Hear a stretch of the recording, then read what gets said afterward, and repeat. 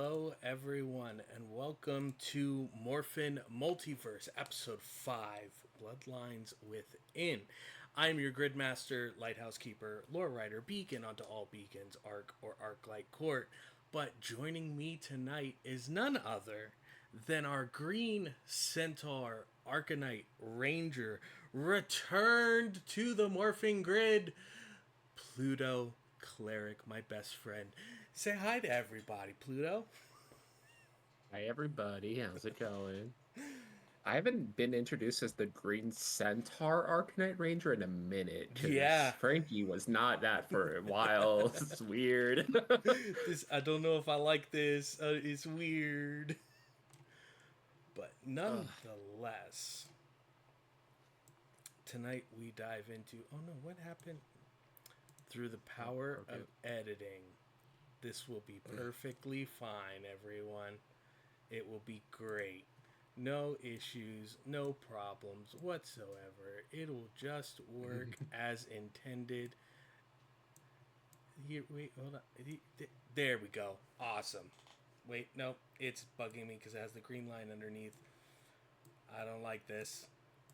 Power of Gotcha. editing, it never happened. There we go. Now No it's one saw fixed. anything Ever. at all. It's fine. We fix it in post, leaves it in the final upload. That's how you get people to comment. This is why we have press. But as we jump into tonight's episode of Morphin Multiverse, a reminder for those of you joining us here for the first time, this is a one-on-one Power Rangers TTRPG actual play series where I am creating a web of a multiverse with various rangers from different teams, different points in time, different powers, different abilities, and Zords to come together to create a event much larger than the shattering of the grid. And with that, we start with none other than Frankie Oliver, nephew of Tommy Oliver, son of David Trueheart. It's been about 12 years since the end of Arcanites. Not as a whole, but since you were needed in a greater position. New team had found themselves watching over Angel Grove for a period of time known as the Fairy Arcana Force, and you have continued to cultivate your career as an MMA fighter, an instructor, owning the dojo within Angel Grove and maybe several others across the U.S. Uh, But there was also another interesting development that not many others were aware of until it reached the tabloids of Frankie Oliver's relationship with Nico, the gold alchemist Arcanite Ranger. The two of you have been together for closing in on 4 years now. You have decided to slow down in your career, having gone undefeated for the last 5 years of your career at this point. You've been offered a handsome payment to retire, trademark the Frankie Oliver name and brand, do with it as you see fit, and continue to grow and do as you would like. And it's with this that you and Nico find yourselves back in Angel Grove. Do you guys set up Yeah. shop back in the Yeah, the apartment above the back in the dojo. apartment above the dojo? Even though we can definitely afford a lot better than that, we're going back to our roots. So I think Frankie is just moving the last of the boxes in up to the apartment and then moves down to the dojo where Nico's at as they start to get everything set up. And I Nico don't know about you. spent This is weird. it's Is smaller. I don't know if it's that it feels smaller or that it's gotten smaller and like looks around the space. Yeah. I mean, we could probably. I mean, we definitely have the money to renovate around here. Yeah. And I think the stores next door are empty too. And from what I could tell, they have been for a little while. They did give me a pretty large payout. We could probably figure that out. Okay.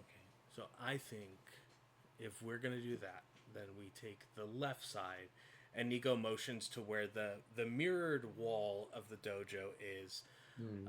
And says we take that when we open up that side, we extend the dojo that way. We knock down the wall upstairs, open up Mm-hmm. for a much larger, more like condo space than That studio would be nice. apartment. It's a little cramped from what we're. It's not Vegas. It's It's really not. It's not. not. And then I'll take, and Nico points to the wall behind the register, where there's another Mm-hmm. smaller like outlet space, but it doesn't have the upstairs portion. So I'll take that space and I'll open my bookshop, Yeah, that's perfect. and we'll do that. So then Maybe we right can even next door, renovate the middle area and do some type of like cafe or something, maybe? I don't know if people are going to be comfortable reading We while if we other people are segment it, getting punched. if we segment it off enough, maybe. I Let's just get the property first, and then we'll figure it out. I don't know if people will enjoy a nice drink and a book while someone is getting hurled into a chain link fence to their left. It sounds like a great time to me. I don't know what you mean. It's literally you at every one of my fights, reading on the fucking sideline. Yeah, because I don't need to worry about it. Uh huh. If there's one thing I know you can take care of is yourself in a fight, especially if it's only one person. Way less of an issue that I need to be worried about. Fair enough. And as you guys are going over these ideas, going over these plans, the first thing to happen is a delivery. A floral delivery shows up to the front of the dojo. Interesting. Someone knew we were coming back today. Nico looks at you, then looks at the door, then looks at the flowers, then looks back at you, and then back to the flowers, and then takes his phone out. Did you tell any of them we were coming back? No, I haven't talked to any of them in.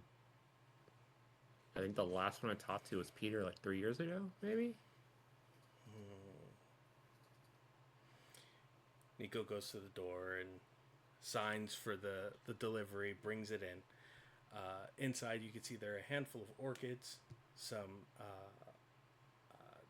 lilies, a few green roses, and then a few. They look painted, like they look almost like promified, like gold dust on the outside of white roses that are set on it. There's a card on the front, and Nico says, "You check that." Yeah, I can do that, and I'll snatch the card up. What's it say? You open the card. Yeah, I'll open the card. Uh, Welcome home, son. Little heads up would have been good. Still need to talk to whoever Nico is. Love you. Shit. And at the bottom is signed David and Samantha Trueheart Oliver. Well, I don't know how he knew we were coming back, but this is from my parents. Still mad that they found out about us in the news. It's fine. I said we could have just told everyone, and it would have made things so much easier. Yeah, but it was just so busy. It was a hassle. Plus, I like just having it to us ourselves, honestly.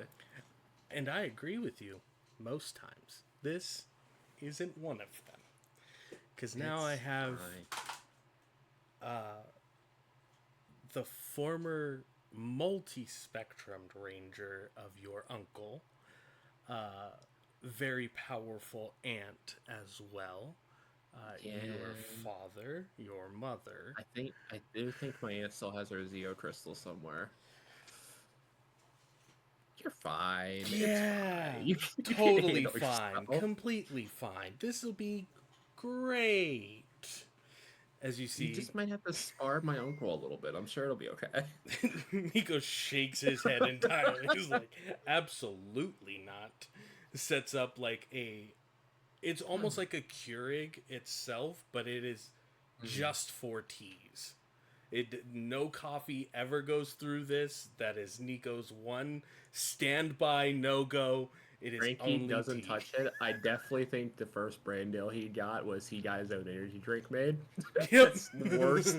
It's the worst energy drink. It's like Monster, but turned up. It's so bad. Oh my god. There. Luckily, you've just been the using your franchised name has protected you from Hmm. the several health related lawsuits of people going, my heart almost beat through my chest. And several other people going, well, if you drank water alongside it, like it says on the can, you wouldn't have that Yeah. problem. That's why the It warning definitely has label's it there. has a full like a full page of warnings off the bat next to the nutrition label. But the second interesting thing that occurs in Hmm. this moment is as this discussion of meeting with family again after being away for so long, the flowers, breathing in Angel Grove again for the first time, there was always that sense of fear, that small twinge of anxiety that if I come back, am I going to get pulled back into whatever was happening? One of the mirrors on the far right wall, or the far left wall, you see green energy starts sparking on it. It's like lines that are forming Mm. across one of the glass panes. Babe, do you see this?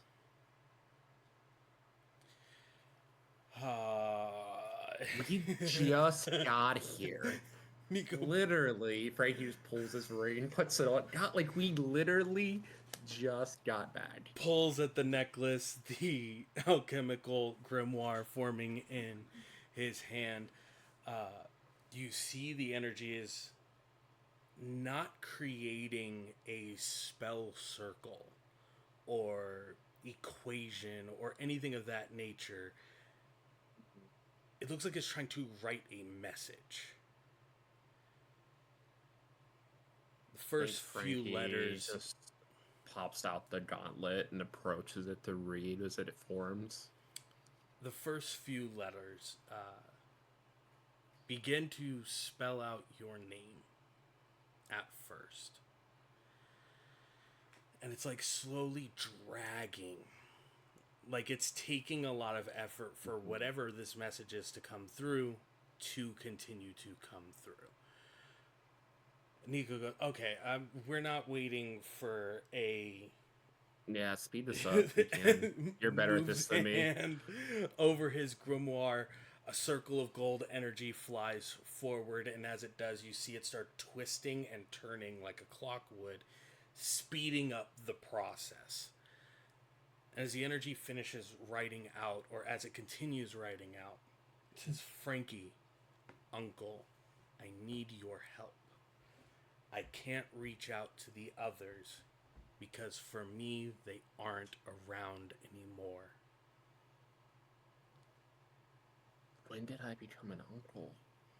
And at the very bottom, JJ. JJ, isn't he still? How old is JJ JJ's in like relation to Frankie? 4 or 5 at this point. Yeah. Because JJ was just born during the events of Fairy Arcana Force. Like, he had just been born, and that's when your aunt went in to do teaching locally in Angel Grove. Okay. JJ's back in Philly with my aunt and uncle. This is, and he's a 4-year-old. This isn't from here, I can tell you that much. Oh God, I don't want to deal with time bullshit again. We had that whole alternate timeline shit. You had that. I had nothing to do with that. Yeah, you lucked out. We had to go fight evil Peter in the future who was Lucked just out. continuously fighting me in the future. Oh, so fighting off all of the wraiths and the other villains created by Dark Spectre to keep them from getting to the Zeo Crystal. That's lucking out. That was way that's easier. light work. So much You better. have like 20 different Power Rangers Nah, with you. we're not even going to get into details of that right now. He begins turning pages in the grimoire, Well, just like smiling. Can you get a feed or something on this? I can find the trail, but I can't confirm. It sounds bad. If I'm reading this right, he's alone, but like, where are we? Where's everyone? This is coming from somewhere almost 20 years in the future. Well, I get that Dad and less than that. Uncle. Less than that?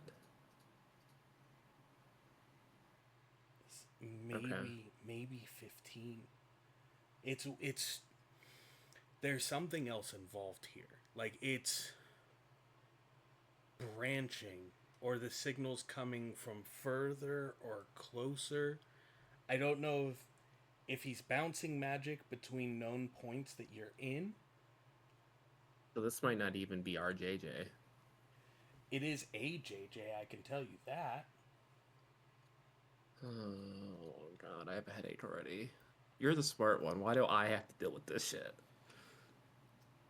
They're not asking for me, sweetheart. They're asking for you. Yeah, I see that. And there's something about your family drawn to the color green. Yeah. Are you still looking at the message on the... Yeah, I'm still looking at it. I'm still in front of it. Okay, what is your evasion? I believe it is 20. Yeah, it's 20. Unmorphed? Unmorphed. Okay. So a 22 does do it. Oh God damn it. Plus 10 to speed. Come on now. The energy from the letters themselves, it's like tendrils that were reaching out that look like, at first look like just sparks of like lightning or electricity coming off of it. But now they're becoming more condensed and they're actively like reaching out. Some of them even look like 5-fingered hands and arms coming off of it, trying to grab.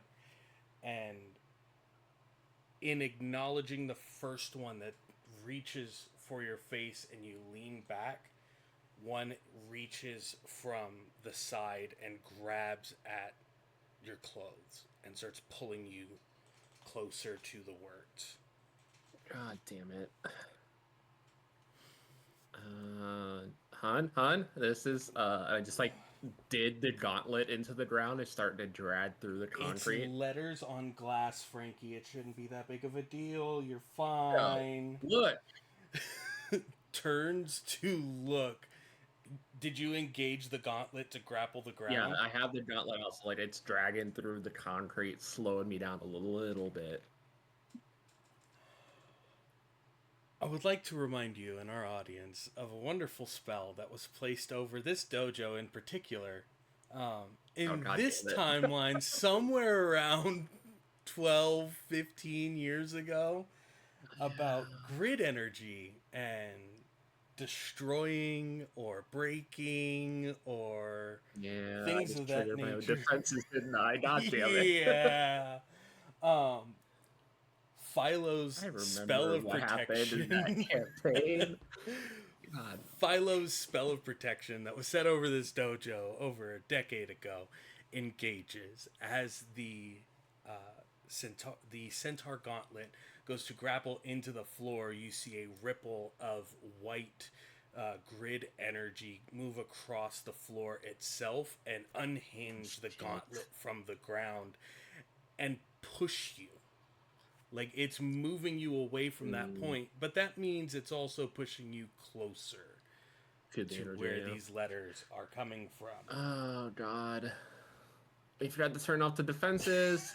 Fuck. It says that third or fourth fuck leaves your mouth.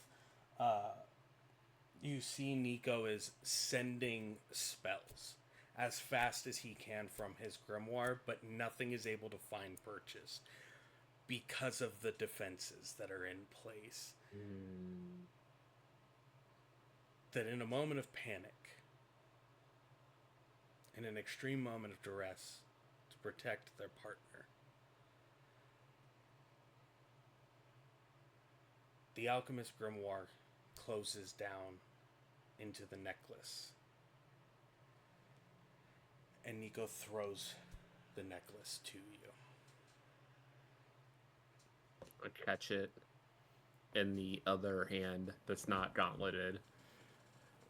Fuck, I'll be back, I guess. As you catch the necklace, and those words leave your mouth, you're pulled into the message itself. Just before your eyes lose visual acuity of the space, you see Nico reach out to the side, and a jar of ink appears in his hand. Just before you lose sight of the dojo and your partner. Teleporting took some getting used to, at least in the beginning. Then it felt like muscle memory, especially using it to teleport around battlefields in combat, to really leave a knuckled imprint into various enemies' heads or spines or kidneys if need be. This doesn't feel like teleporting. There are moments where you feel like you were 12 years old again. And the first time you got in trouble in junior high. Then you feel the pain of watching Peter shatter the grid and almost kill Dior. Then the moment that Nico told you that he left you. Your first championship. Hesius stabbing you through the back. There's this disjointed influx of emotions, physical stimuli, emotional stimuli. It's the most beautiful pain you've ever felt, but the worst happiness you've ever experienced.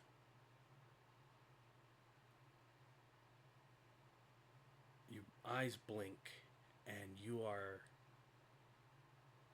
in a gray room, entirely gray. It's not stone, but it looks too organic to be metal. But it's just you.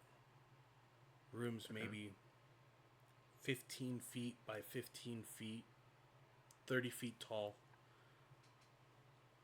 There's a door ahead of you, but it looks to be completely closed. and a faint green glowing behind you. Okay. And I just like landed in this room. It's like you're Okay. seated on some kind, like a bench or like a built-in portion of the wall that acts as like a plinth of some kind, but you're just seated there. Like you Okay. weren't like thrown into it. You didn't fall into it. It's like you've just been sitting here. Okay. And I'm still holding the gold ring. You still have your ring on the one hand. The gauntlet was Mm-hmm. disengaged, and you have the necklace in the other hand. Okay. I think they are going to take the ring off the chain, put the chain in their pocket, and then slip it onto the same finger as the green ring. You see the I don't gold know and how emerald this energy kind of like dance between each other for a moment Mm-hmm. before settling. Don't know what that's gonna do, but we'll figure that out later. Let's figure out where I am, I guess. I'm gonna go for the door. Go for the door. As you get up Yeah. from the space, move forward to the door. There's no handle on it, but you can see the outline of this doorway or this entrance way as it would be. Um,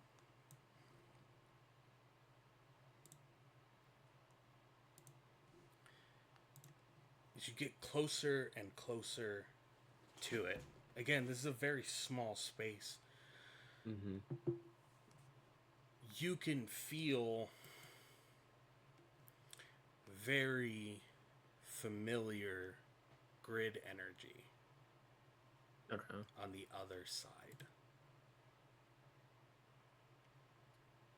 I'm going to open the door slowly and just try to peek through.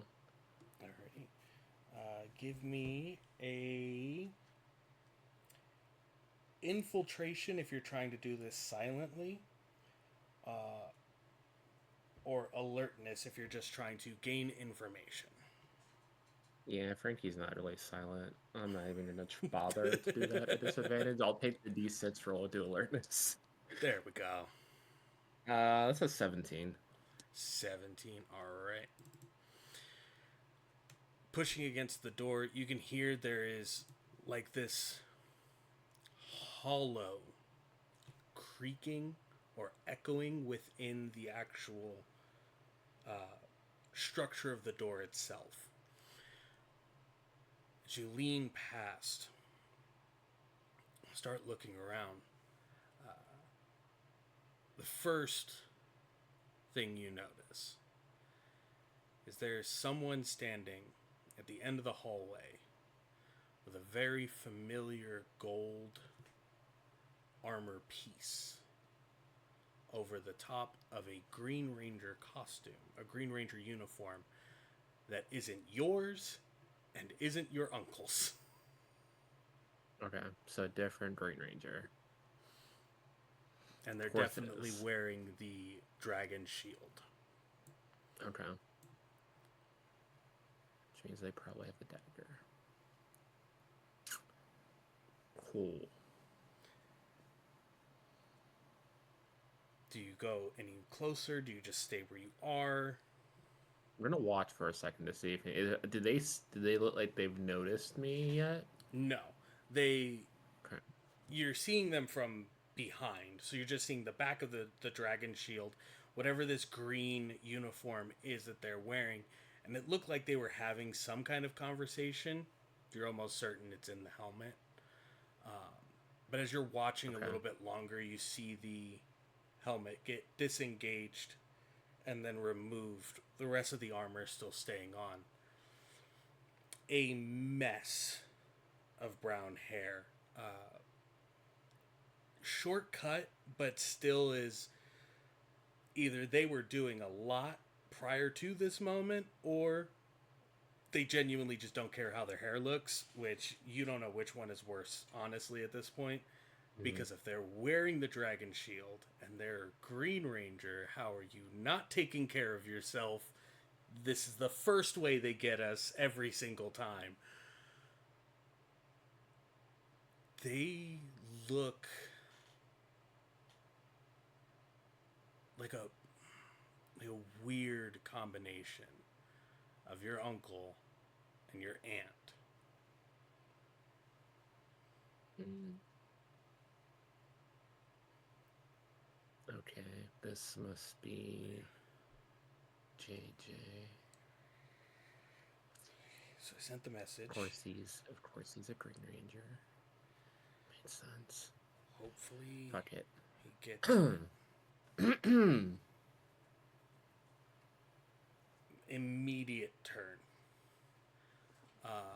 And you can see the attempted stern face of your aunt through the facial structure of your uncle. Yeah, kid, stop. That looks weird. Just stop. That's no. Where You don't look like you're 4 years old. So no. I want to tell me what's going on here. Much younger for you. Which is at least good because I exist there at least. Okay.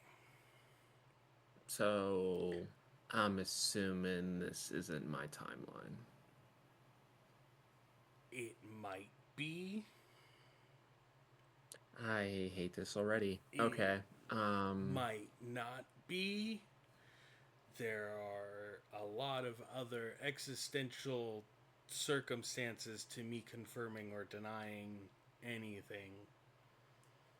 Okay. I shouldn't have done or brought you here, really, but... No, you really shouldn't have. I just got back to Angel Grove. Literally within 5 minutes of being back in Angel Grove, shit happened already. So, what the fuck's going on that you called me here?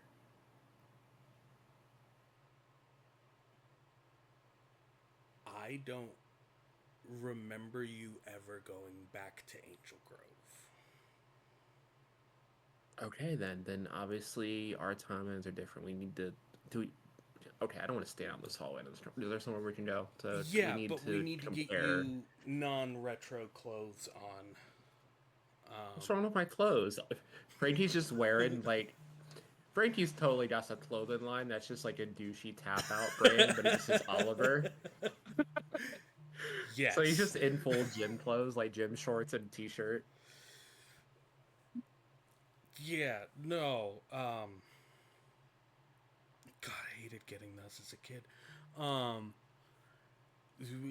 What's wrong with my clothes? Regular something that fits you didn't like the Oliver time onesie? frame and I think I have photos on me on my phone. I don't. We can wait on that. I'll wait till I meet your friends here to show them. That's a good idea. Okay, where are we going? Okay. First, let's get you something that doesn't make you stand out to everyone else. I thought I was going to have to wait another 9 years to embarrass you when you went to middle school. This is great, actually. I just like sling an arm around his shoulder. He releases his morphed form. The shield dissolves first before revealing a very large 3 on the uniform that he's wearing. The buckle of the uniform also catches your eye. 3 letters of SPD. We didn't meet the SPD when we traveled before, right? We saw like so many Ranger teams. We didn't see that one. Okay. Nope. I lost track of which ones we did. I just remember there was a weird snow one. The Arctic Gardener Rangers. No, did not see any of the SPD. The reason why it does catch your eye, though, is that was a symbol that was on the weapon or tool or whatever it was that Schrodinger used to capture Dark Spectre before you guys had to go chase down Evil Peter through the crystal. He took that. Okay. Familiar with that logo, but don't know what that means. I'm assuming whatever ranger team you're on. Why do you wear a number on your chest? That is my current ranking within the team at this time. It's not just one ranger team. There are several within our ranks. We are Space Patrol Delta. We are a police force on Earth to protect not only the refugees who come here from other alien planets, but also Earth itself from attacks of those who are chasing down the refugees who come here from other alien planets. You're a space cop? I'm a Earth cop that operates and fights against things from space. Oh, yeah, we definitely need to. If this is never heard of unsettling that for you, I can't wait for you to meet the commander.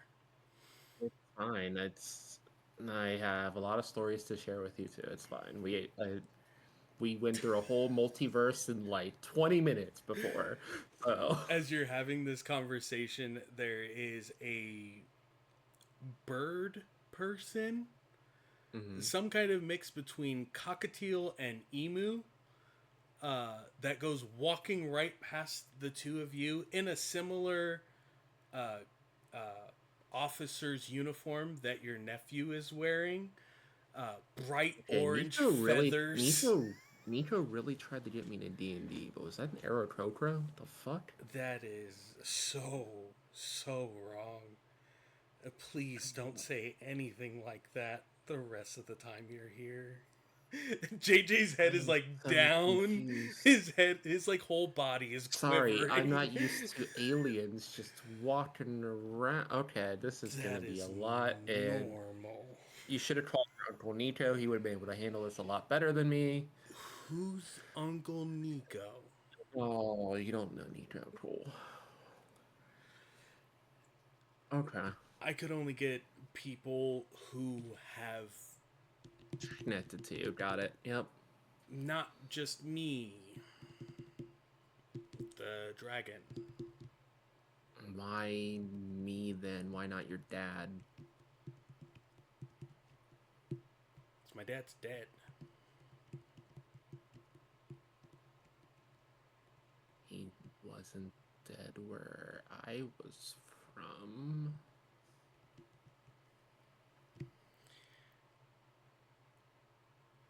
I couldn't bring someone who's dead to somewhere where they aren't. Okay. Then if that's the case, where am I here? Another awkward answer for existential crises that we can't fully discuss. Am I evil? Now. Am I evil? No. Look, okay. That's Peter's emo bullshit. I don't want. Hold on. Peter Hentz, one of the reigning Red Rangers who helped protect the entire multiverse from you going evil. Yeah, he went evil in our shit, and we had to rewrite the whole fucking universe to rearrange that. So you made yourself, which is the only reason him evil. Which is the only reason you were even born. I'm pretty sure, because your dad was dead at that point. So I don't like this. This is making my brain hurt. I'm also really confused. I was just trying to bring the good version of you from the past. Damn, is Nico the only reason I didn't go evil? I can't tell him that. I don't know who Nico is. Nico's my husband. He's like sweating at this point. Oh my god. Let's stress it out somewhere. Where are we going? We're going to. Do you have alcohol?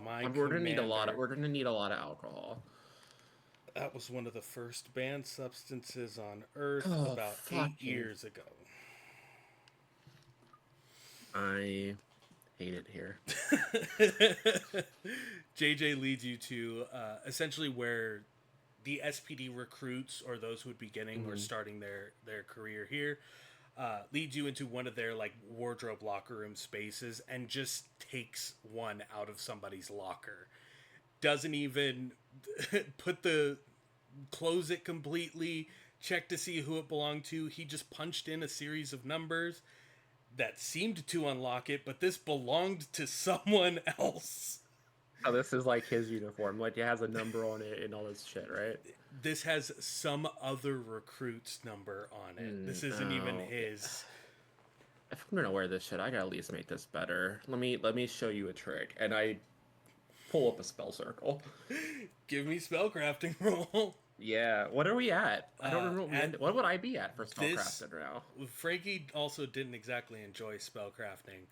Yeah, his was always intuitive. Yeah. So I just pushed magic. For all of the time that it has been, and even we'll say Nico has still been like, no, I'm not doing it, you're casting this spell kind of thing. I do have Nico's ring though too. D8 skill specialized. Okay. Cool. So okay. That is a 17, and it's a crit on the D8, so I will keep the 17. So that's a 17 with a crit. Awesome. Yeah, so yours... I'm just going to make it not look like a recruit and just try to just turn it fully green with no numbers on it. Okay. So you've effectively changed the gold pigment... energy, though. It becomes outlined in green and gold too because of the dual rings. It's got gold trim for like the stitching on it, and like the buttons themselves are gold as well. And if you look close enough, you would see like the chimera and the centaur are in each one of the buttons going down the uniform. It's a little gay, a little at the point, but it's fine. That will absolutely get attention. But that's fine. I don't care. I'm not. We blend in by not blending in. It's cool. It's fine. We blend in by not blending in. Now we'll go and talk to my commander. Well, am I going to get shot? Commander. No. You said I'm evil in this. Like, do they know what I look like outside of that uniform?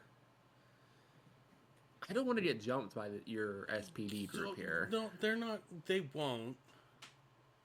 But that doesn't sound convincing. It's okay. It's not exactly the best plan, but it's the only plan I had to go with. You did this plan without talking to anyone, didn't you? Absolutely.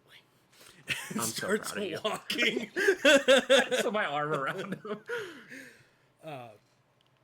As you're walking, if she was around. As you're walking, you do end up moving past some of the secured secure personnel only kind of doors within the base itself. There are a lot of rangers here, which your understanding of the morphing grid and everything that it should be, that this should be a fucking no-go. There should not be more than one operating team, as well as multiples of the same spectrum as well, working out of a space, and they're all using the same wavelength, the same interactions, the same call-outs. Like, none of this should be possible, realistically. You move past a handful of what look like training rooms, ranges, armories, medical bays, until you get to one door that says SPD Team Epsilon. JJ goes up to the door, removes out what looks like a cell phone, presses it towards the front of the door. The door, acknowledge, Epsilon 3, Green Ranger, JJ Oliver. And the door opens entirely. And it's as he puts that back into whatever holster it is on his chest. That's the thing Schrodinger used. That exact thing. Okay. What is that exactly? Oh, this is my SPD license and morpher. Of course, Schrodinger stole a morpher. That made sense. Does your morpher have a prison feature on it? It has a detainment feature. Yeah, okay. Cool. That makes... So you Yeah, know how this stuff works then. we borrowed one to trap Dark Spectre somewhere in the back of the Cheshire Zord. Yeah, we have a lot to talk about. The Like I said, fucking what? And as he says fucking, you hear a beep in the background and it says JJ Oliver fined 3 galactic credits for inappropriate speech and conversational usage. Cuz here. If I'm putting it all in your tab, I'm gonna warn you now. I ain't got future money, so this is on you. Okay. Oh, what the fuck? Let's go. Bing! 3 galactic credits for inappropriate language and conversation use. Put it on JJ Oliver's tab. Confirmed. Added to the total of JJ Oliver. We're gonna have fun with this. As all of this simultaneously happens, you see 2 people. Well, 1 person and an anthropomorphic dog step out. Why not? Made sense. Sure. The person, male, fair-skinned, blonde hair, with a similar uniform to JJ's, but it is like almost jet black with crimson red, like accoutrement to it. Mm-hmm. That has a 100 on the front. Standing next to them, the anthropomorphic wolf person, almost blue dragon scales intermixed with the like woven face and structure. A similar all black uniform, but with more like gunmetal gray or silver adornments to it, with another 100 on their chest. Cadet Oliver, the wolf says, is there a reason, an inexplicable reason, as to why you have decided to tamper with the timelines and bring someone from a past that may or may not be connected to this timeline here now? And you see your nephew like straighten up, almost militaristic response to being called out. Commander Kruger, there's only so many who have stood against members of my family and succeeded. And what better way to fight members of my family than with my own family at my side?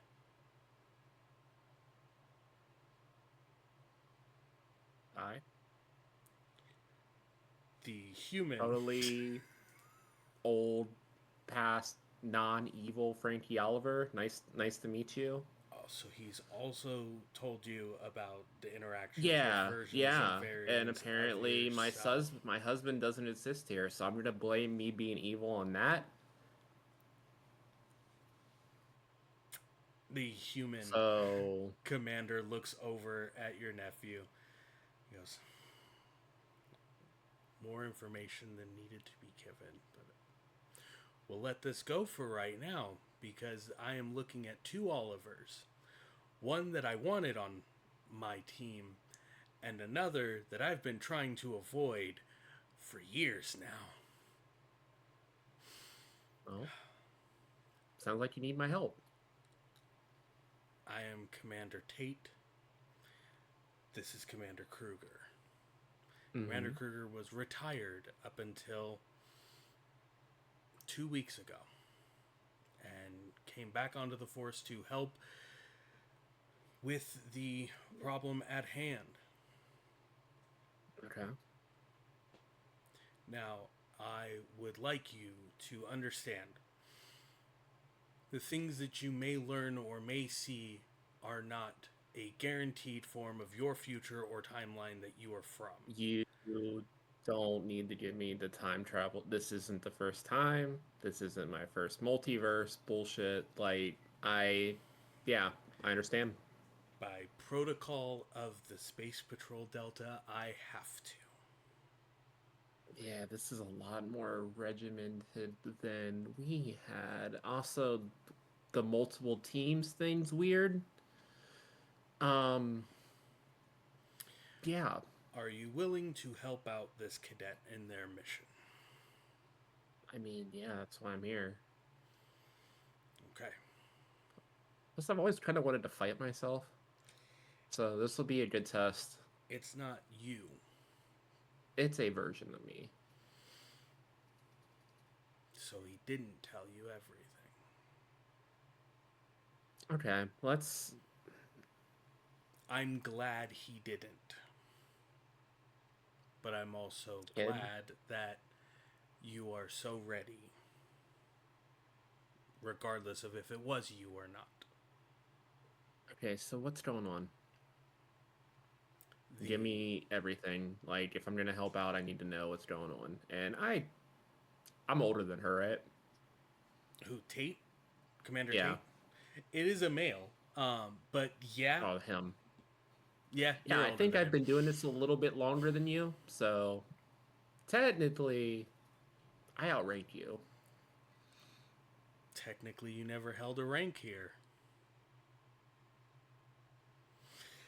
He turns to a podium in the center of the space. Before you're shown anything, give me an alertness roll real quick.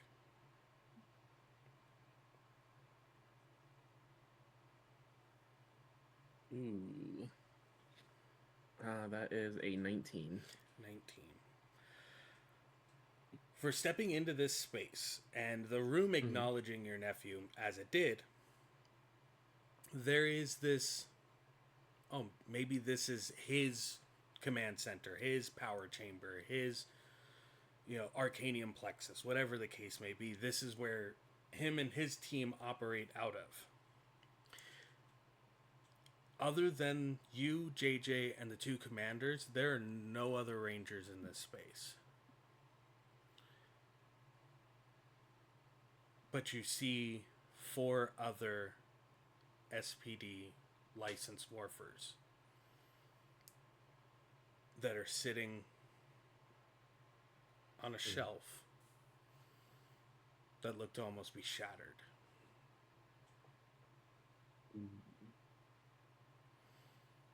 Just from reading the room and seeing that. Mm-hmm. JJ's the only survivor of his team right now.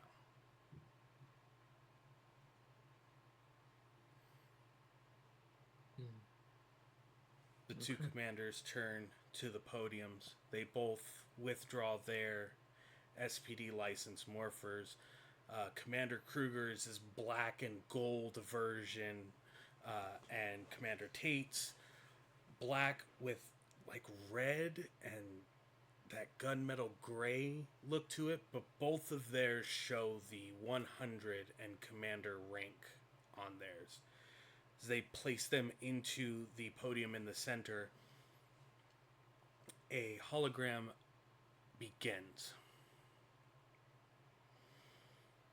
What is your willpower? 15. 15. Roll just a d20 for me. Your DC is your willpower of 15. I rolled a 15.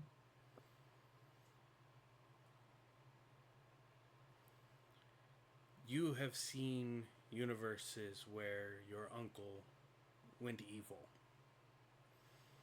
Mm-hmm. You've seen and heard of universes where he went evil again, a whole second time.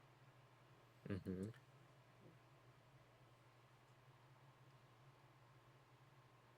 But you've never seen a universe where your dad was evil.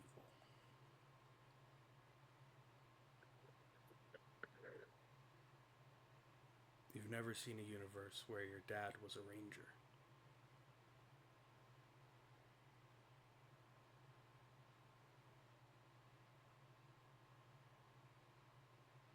And you're looking at a spinning holographic image of David Trueheart in gold Triforian power armor, a large staff in one hand, a short spear in the other.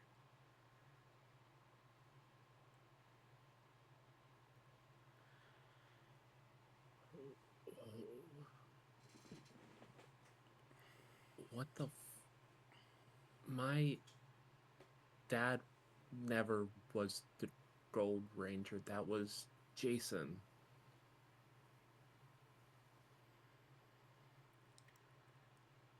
The Reaper of What's Triforia. Yeah, I remember the Triforian Ranger. This my dad was never. No, that's the title your father took when he killed Trey of Triforia. But how? Trey was weakened. Trey was in a separated state on his third regeneration, so he had been separated into three very important components of his personality, thus dwindling his power. Power was meant to be given to none other than a former ranger by the name of Jason Lee Scott, at the behest of Dr. William Cranston and his brother, Tommy Oliver. Yeah, I remember all this. David was a candidate, and when an opportunity arose to take the power, or for the power to be transferred, David was within the power chamber. And when he wasn't chosen, he felt like his brother betrayed him. His brother chose someone that wasn't family. And before the transfer could be completed, David Trueheart killed Trey of Triforia. He then went on to kill Jason Lee Scott to absorb the rest of the power that was transferred to him. Using that energy, he absconded on Pyramidas back to the planet of Triforia and used Pyramidas to destroy the planet, ensuring that no others would ever get access to Triforian power.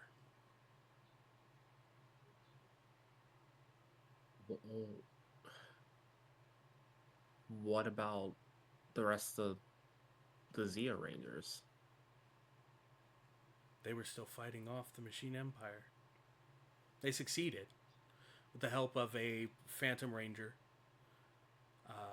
The Blue Centurion came just shortly before the Zeo powers would have killed the Zeo Rangers themselves from extended usage and helped them create the turbo powers. But the Reaper of Triforia was still on his way back to Earth. Where am I then? Was I even born? You, the image changes. A bulking seasoned version of yourself wouldn't even come close to the extremely muscled mass of a entity that you see on the screen. It's like if you ate you and then another you ate that you. That's so much mass. What the fuck? You see gold dragon claws off of the shoulders. The what you are almost certain is the literal dragon Zord head as a helmet on him, with the drill in one hand and a gauntlet of rockets on the other. The hell am I? This is the Emerald Caesar. Someone who, through bloodline, grid lines, was able to take the green dragon energy. But without a morpher, it changed them. So this version of me fused with the Dragon Zord energy.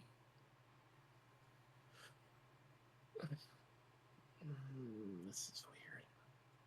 I don't like your guys' timeline. This is wrong. Was there no Arcanites? That's yes, okay.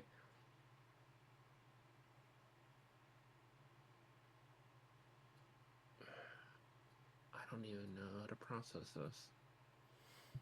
I can try to show you mine, I guess. No. That may do more harm than good, in all honesty. Light bulbs start going off in your head. JJ said you never came back to Angel Grove. You never left Philly. Oh, god damn it. Oh, okay. The Arcanite powers were never activated. We weren't all there. I'm going to assume the others probably also, for some reason, either left or were not there. The only one who would have been there, who grew up there, was Peter. Who would have became a Red Ranger. I go to a computer and I search Peter Hens. He was a football player, isn't he? He graduated. He didn't get hurt. The information you find. Actually, give me a technology roll, because one, this is future tech that you are not aware of how it works. Tech, what do you think? I do have technology. Frankie's smart now. Okay. I gave Frankie a D4 for dating Nico. That's a crit. That's an 18. I crit on the D4. Okay. Similar to Frankie having just blunt forces it with the. You see a small spell circles on his fingers, just blunt forcing his way through this. Similar to forcing the sensor drones to put your cuss words on JJ's tab. Mm-hmm. You voice activate a lot of the equipment inside here. Yeah, I just start researching all the Arcanites, see what happened to them all. In this timeline, there was only one Arcanite, and it was Peter. Peter was a star athlete, full ride scholarship to Angel Grove, Cal State Angel Grove. Discovered the powers outside of Ranger Point. Was trained by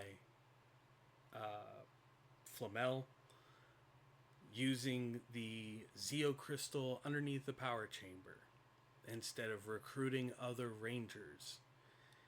He gave himself the ability to swap between all of the other Arcanite colors. He became almost a master of magic in a very short period of time. And fought this universe's version of you not too long ago. Of course, we still ended up fighting. Okay. And he died. I won. I mean, Oh, that would be Frankie's first oh, thought. Damn it. still won. Uh, get I'm just diffed. gonna pull out my phone. Take pictures of it. But yeah, Okay. without a full team to call on, and operating as a So, singular ranger. and then do I not get any pains for Gina or Lamont or Marsha? None of them. What? So in this timeline, none of us wins. I stayed in Philly, which would have meant I didn't reform. Okay. I can see why your world's fucked up.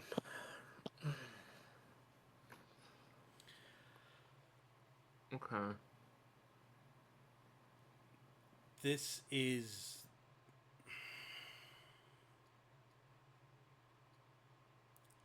the timeline.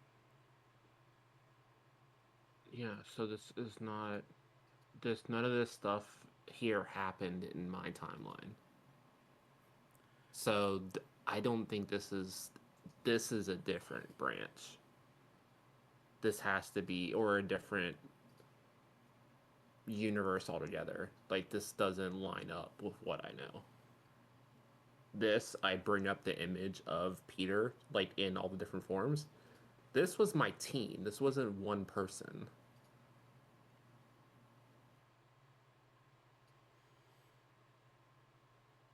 Your universe is the branch. I feel like that's what anyone would say. Do you want me to show you? Commander Kruger says. Sure. Follow me. And he leads you out of the room. He does order JJ to stay there, though. I stopped next to JJ. Would have appreciated a heads up. We're gonna talk more later, kid.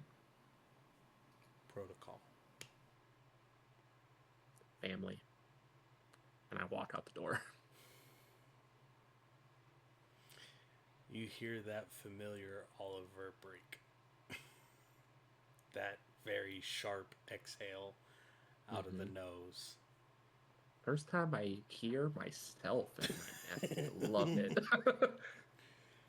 Commander Kruger leads you to a elevator. The two of you get on.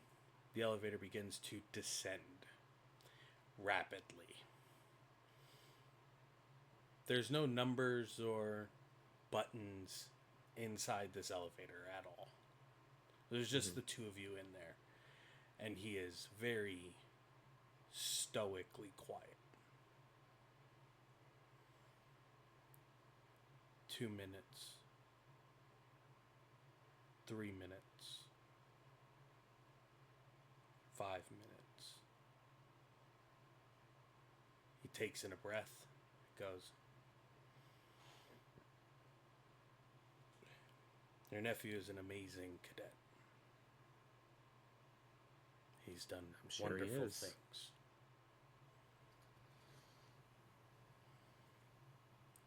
He was the one to bring you in." Out of desperation, I see. I saw... Not the you in this elevator with me.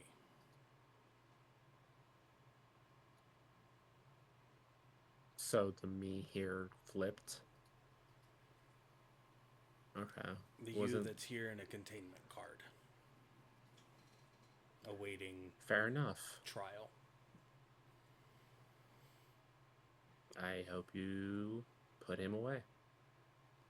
I think he's more monster than person at this point. It looks like. I hope we can save him. So your nephew doesn't feel as alone anymore. We can circle back to that maybe before I leave. Magic might help protect, doesn't. but we can figure that out later. Now that it's just us, though, why don't you tell me a little bit more of what's actually going on here? The elevator rocks Obviously to an end of travel. Mm-hmm. I think, from what I've learned, the Olivers are better at being shown something than told something. Yeah, you're not wrong.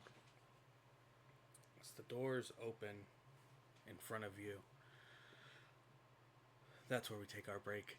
Everyone, enjoy yourself, get something to drink, stretch, use the restroom, and we'll be back here within the next 5 to 10 minutes.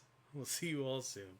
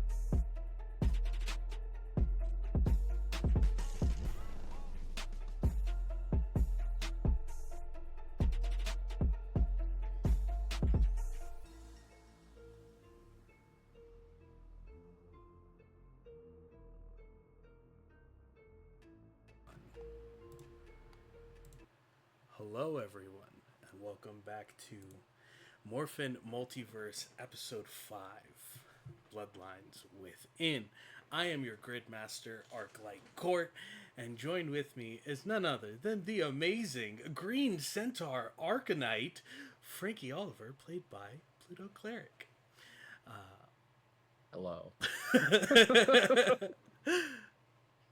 Where we left off right before going to break, Frankie was in an elevator with Commander Kruger of Space Patrol Delta, descending down to be shown something, to explain what their meaning behind saying he is from a splintered timeline, and that this isn't a splintered timeline. As the doors to the elevator open up, Frankie, you saw the Zeocrystal Grove underneath the power chamber. For you, roughly a little over a decade ago, but that's almost like a core memory at this point of traversing through multiple universes, seeing all these different rangers. Seeing that, but it not really technically happening ever because we rewrote everything. Mm-hmm. Yeah. I want you to take that entire grove of Zeocrystals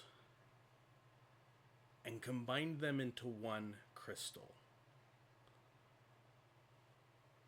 Then crank that up about 10 to 15 times.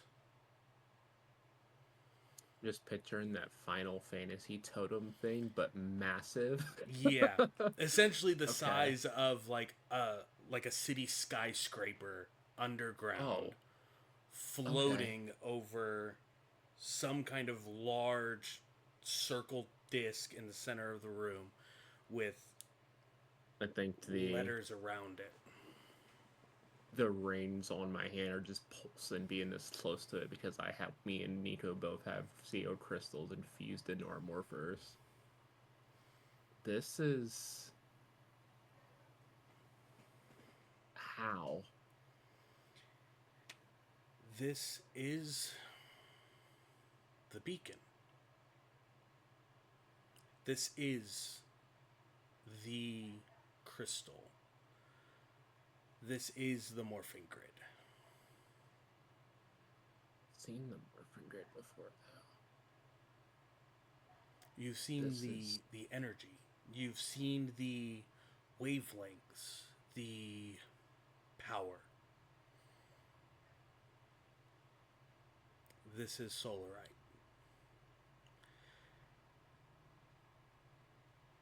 When the universe began, when all universes began, when the first light cascaded through endless darkness, it interacted with something first.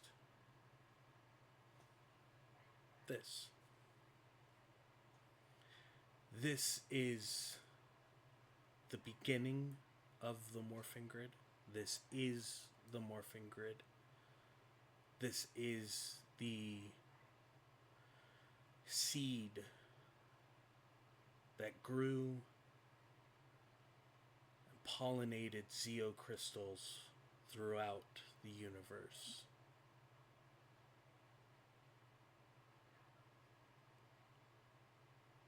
This is the beacon. Okay. So then how are you using this to show me? Your first question was, how are there so many rangers here on the same frequency, on the same wavelength, of the same kind? Yeah, that's... Like, I'm used to different teams because I've seen that, but they're always different teams. They're not all from the same connection to the grid, if that makes sense. We are an SPD as a whole is based off of the first frequency, known as the proto frequency. There can be as many proto rangers as the grid sees necessary. And right now, and as it has been for the last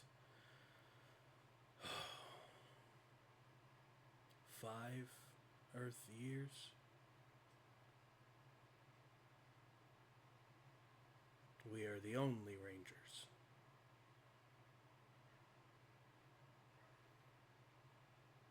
I saw that Peter died because of me, but there's no Morphin coins, there's no Zeo crystals, there's none of the fairy force never formed or didn't. Yep, that okay. All other power sources, all other Ranger power sources, always return to the beacon. What happened to everyone else? Was it him? Was it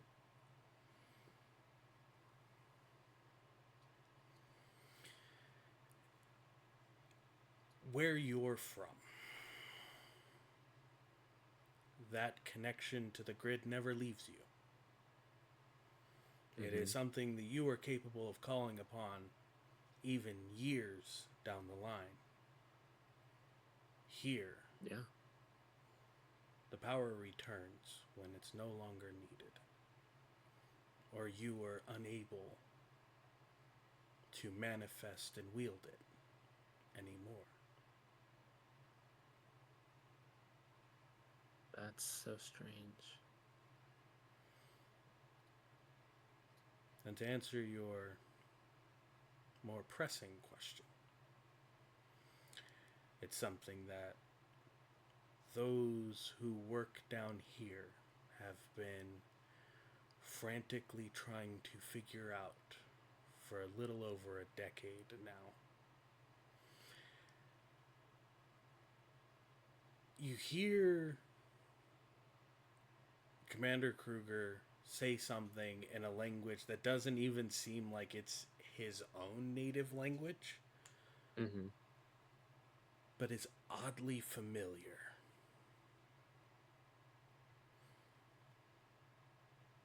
As several gray cloaked and hooded figures step out from archways and doorways in this space and all converge to that center ring where this large floating solarite is. These are the Bandorian monks. They have been the eyes and ears and voice for the grid for as long as it has existed. They speak morphing grid.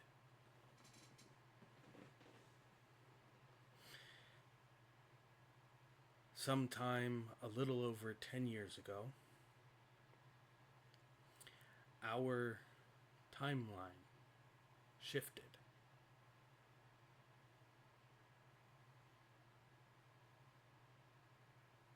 A branch was created where a group of rangers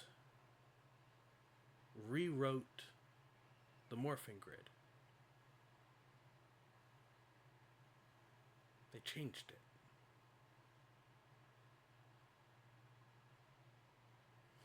They gave themselves the ultimate happiness. Their happily ever after.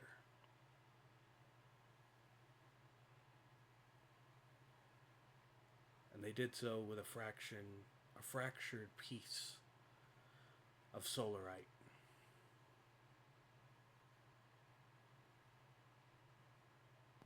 That was us. And the grid can't stop itself. It's like holding a magnet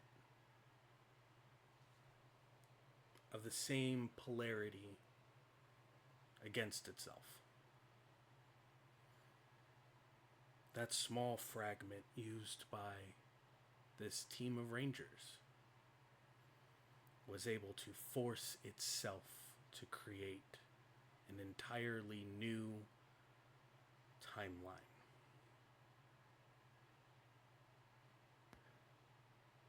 So we splintered off. And this is confusing. So we're created like your own morphing grid. We're outside of this connection now. With your own morphing grid. One that shouldn't exist. It can't be reclaimed. It can't be recentered. It can't be fixed. Makes sense. We really didn't have much time to figure out the logistics of it. Unfortunately, because of that choice, you see what looks like a 3-story shard of solarite splinter off of the piece that's floating in the middle of this space, and it folds in on itself, shatters, and it's the portion that it was in no longer exists. For every ranger team that exists in your universe, a fraction of the morphing grid is torn away to give that team power.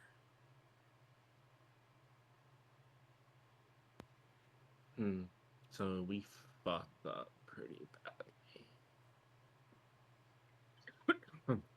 Is there a way to reconnect it without fucking up our world?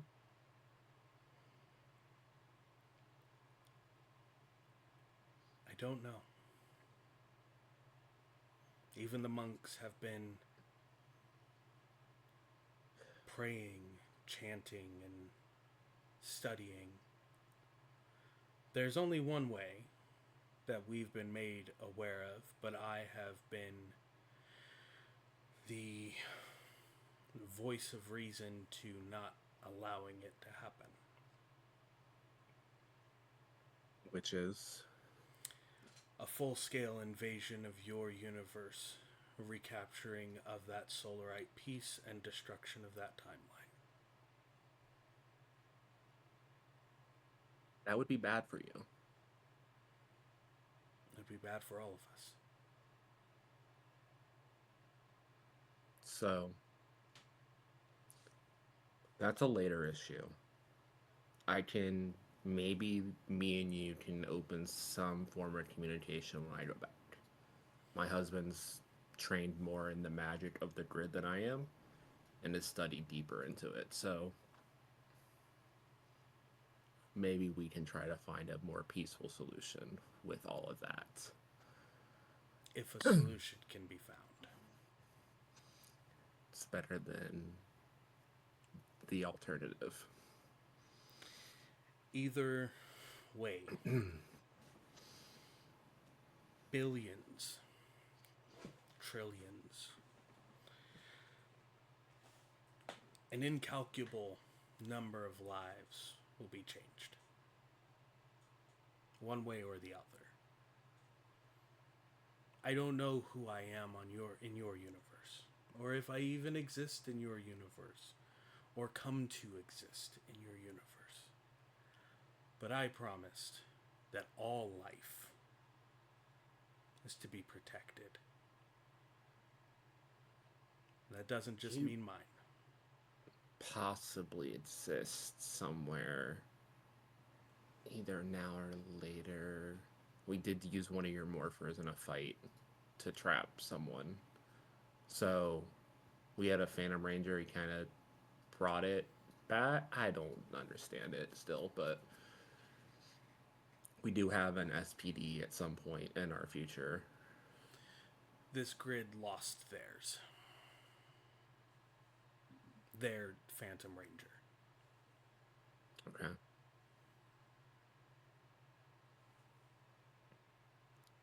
That doesn't make sense. It doesn't. The grid always has a hand, always has a ranger to call upon. Yeah, because I tapped into that briefly as a Silver Ranger. I was able to go where the grid needed me. There was a Phantom Ranger. You remember. That wasn't your worlds.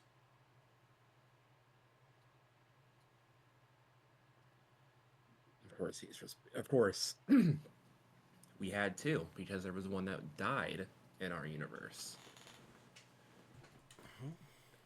He wasn't. Wally wasn't our Phantom Ranger. Nope.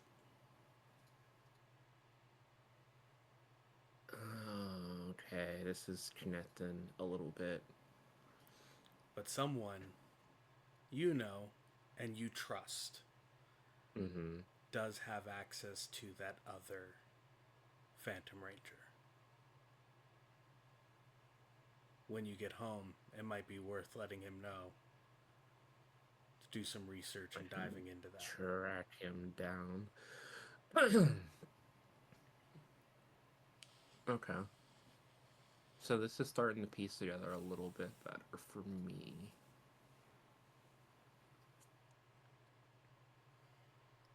But the more pressing issue is, I'm not calling him my dad. David is on his way here.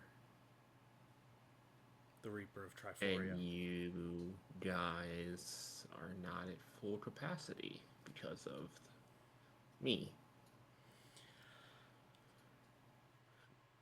Because of Franklin Oliver, yes.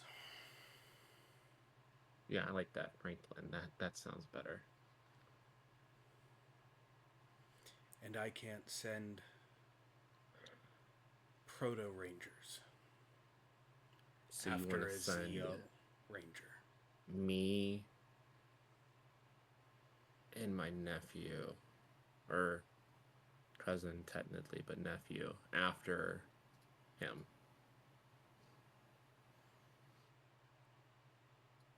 I think it will be enough of a cathartic weakness to see the good his son would have become and the fight that his nephew still has within him should give you an opening. But contesting a Zeo crystal, a pure Zeo crystal with Proto Rangers, isn't. Well, I have 2 parts of one right here. Do you look down at the ring now? I do.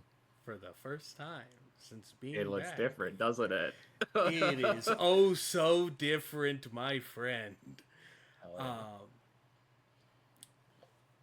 Instead of it being 2 rings stacked on top of one another, it looks like you're wearing a pair of brass knuckles almost. Oh. These almost like jet obsidian crystalline rings with veins of gold and emerald weaving in between each one. No metal, these are all crystal. Well, this is different.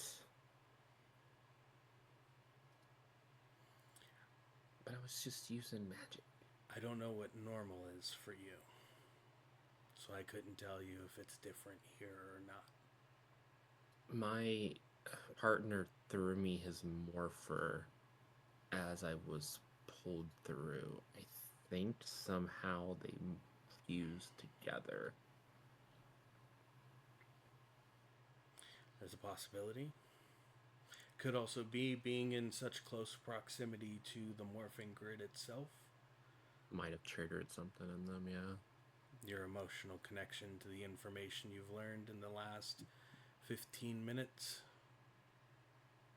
All very fickle what? things. It's not the first Ranger bullshit I've dealt with, but if it's from the grid, it can't necessarily be too bad. Guess we'll find out on the fly. Lights, sounds begin going off, alarms of some kind. As you see Commander Kruger look down, pull his license and morpher out from next to him, opens it, and you see projected off of it the floating form of Pyramidas over a city. Well, guess now's a better time than ever.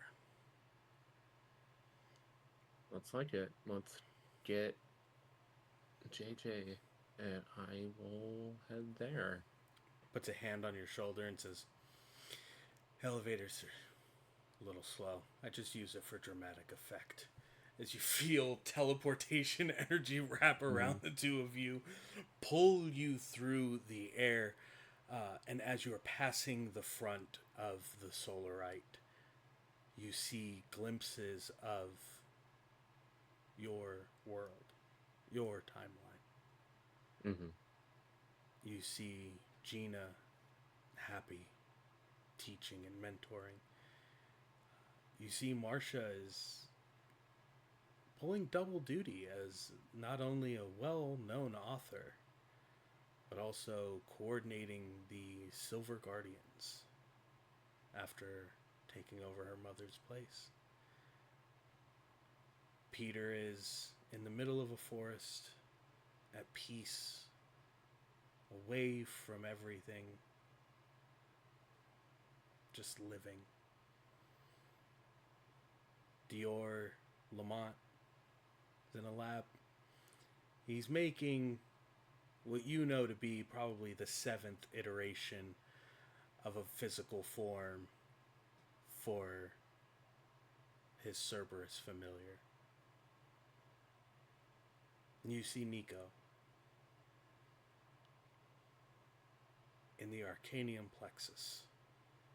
7 different spell books open, tracing sigils and markings, and ink is spilled over pages trying to do something. The small locket hanging from around his neck. The moment that I see Nico, can I do a spell and make the locket glow green for a second? No roll needed. Bit of green light goes off. You see him grab it and hold it as he continues marking ink over paper. You are now side by side with JJ.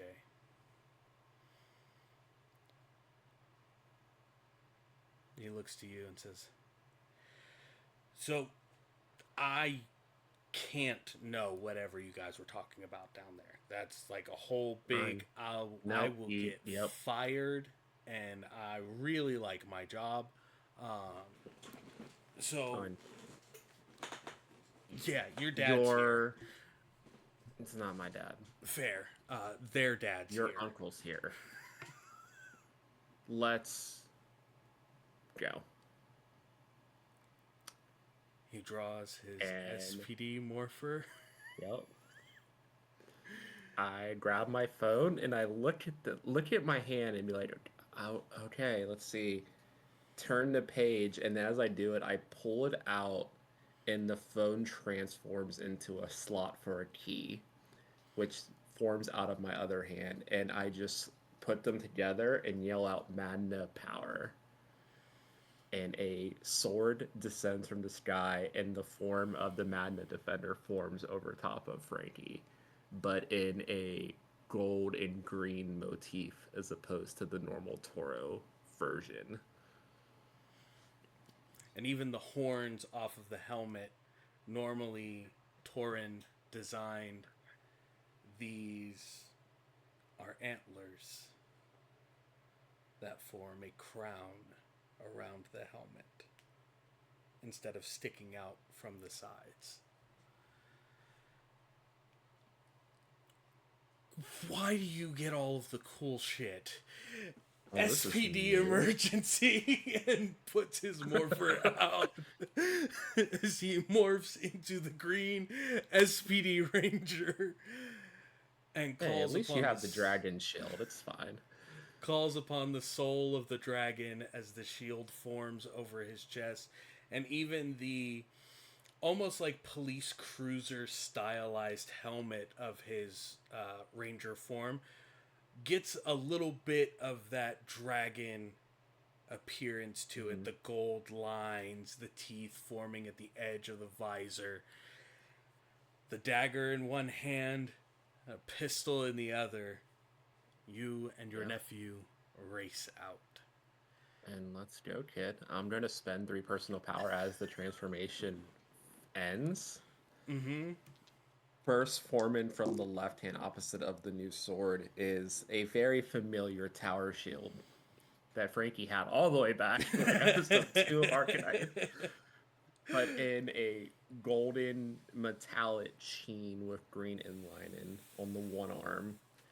And as the Seer Crystal defensive capabilities like trigger, and you see the crystal glow on like the center where that crystal would be on the Magna Defender, 2 silver wings wrap around his chest, forming a very similar chest piece to what JJ has. Let's go as our Emerald Defender and the Soul of the Dragon SPD Green Ranger move into the center of the town, of the city, currently unknown named, to see the Reaper of Triforia. Gold Triforian Ranger armor, staff in one hand, the head of it having the 3 red rubies with a closing metal plates off of the side that are open, small rings hanging off of the side of it that have like little mirrors hanging from them, and in the other hand a short spear that looks like it probably does the same thing the dragon dagger does.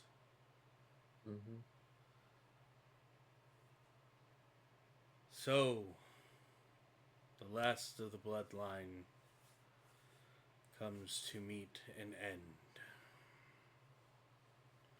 Return my son, and you can die last. You're such a pale imitation of the real David Trueheart. I don't disengage the helmet, but the faceplate comes up. Oh. Cheap tricks. My son would never turn against me. Yeah, this version of your son is a monster. The spear flies out of the hand towards you. What is your evasion while morphed? I'm not going to evade it. I'm going to put my shield up. I'm going to tank it. Oh, you're going to tank it? Yeah, so it's a 26. Okay, 26.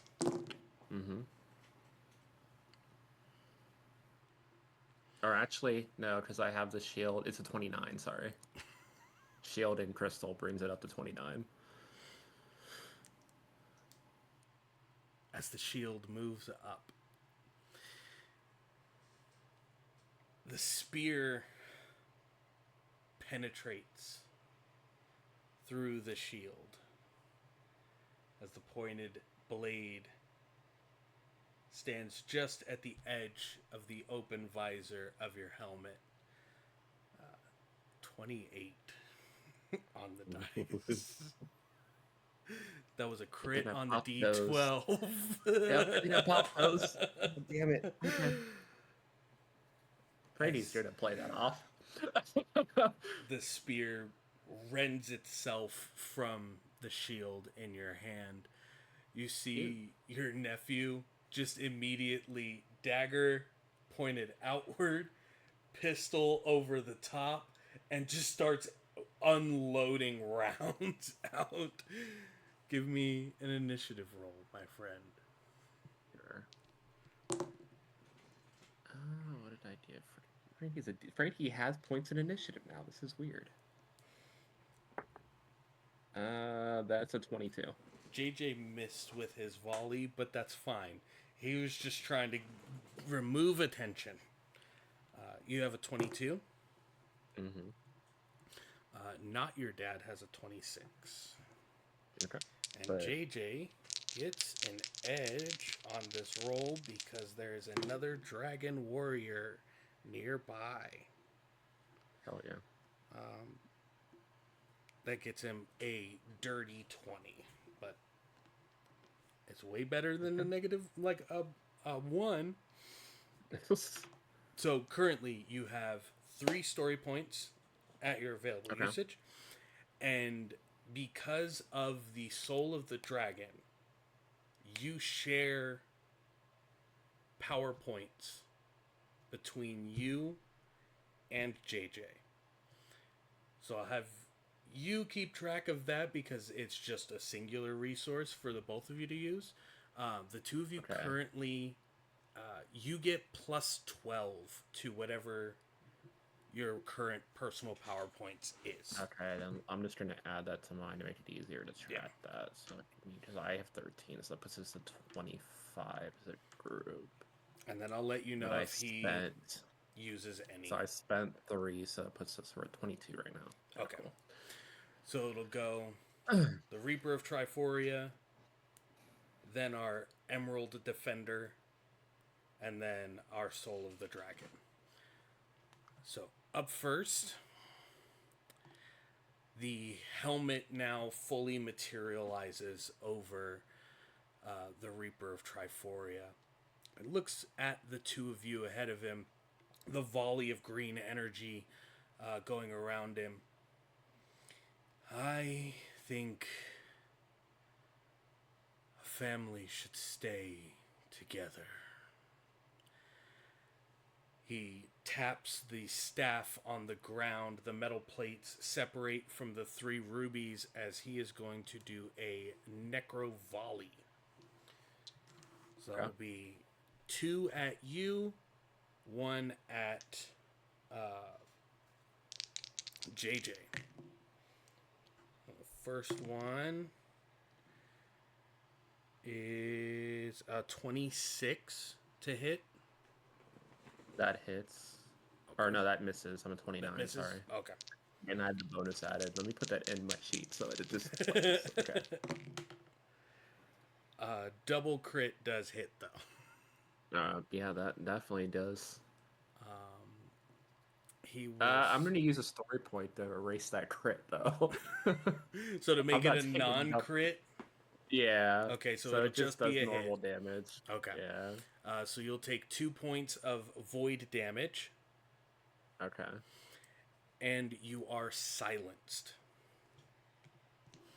So any abilities or equipment that require a call out or anything of that nature, you can't use until you successfully hit on an attack to remove the silence. That is fine. 1 shot at... I'm going to spend that story point you gave me to re-roll this skill die. I don't think I have anything.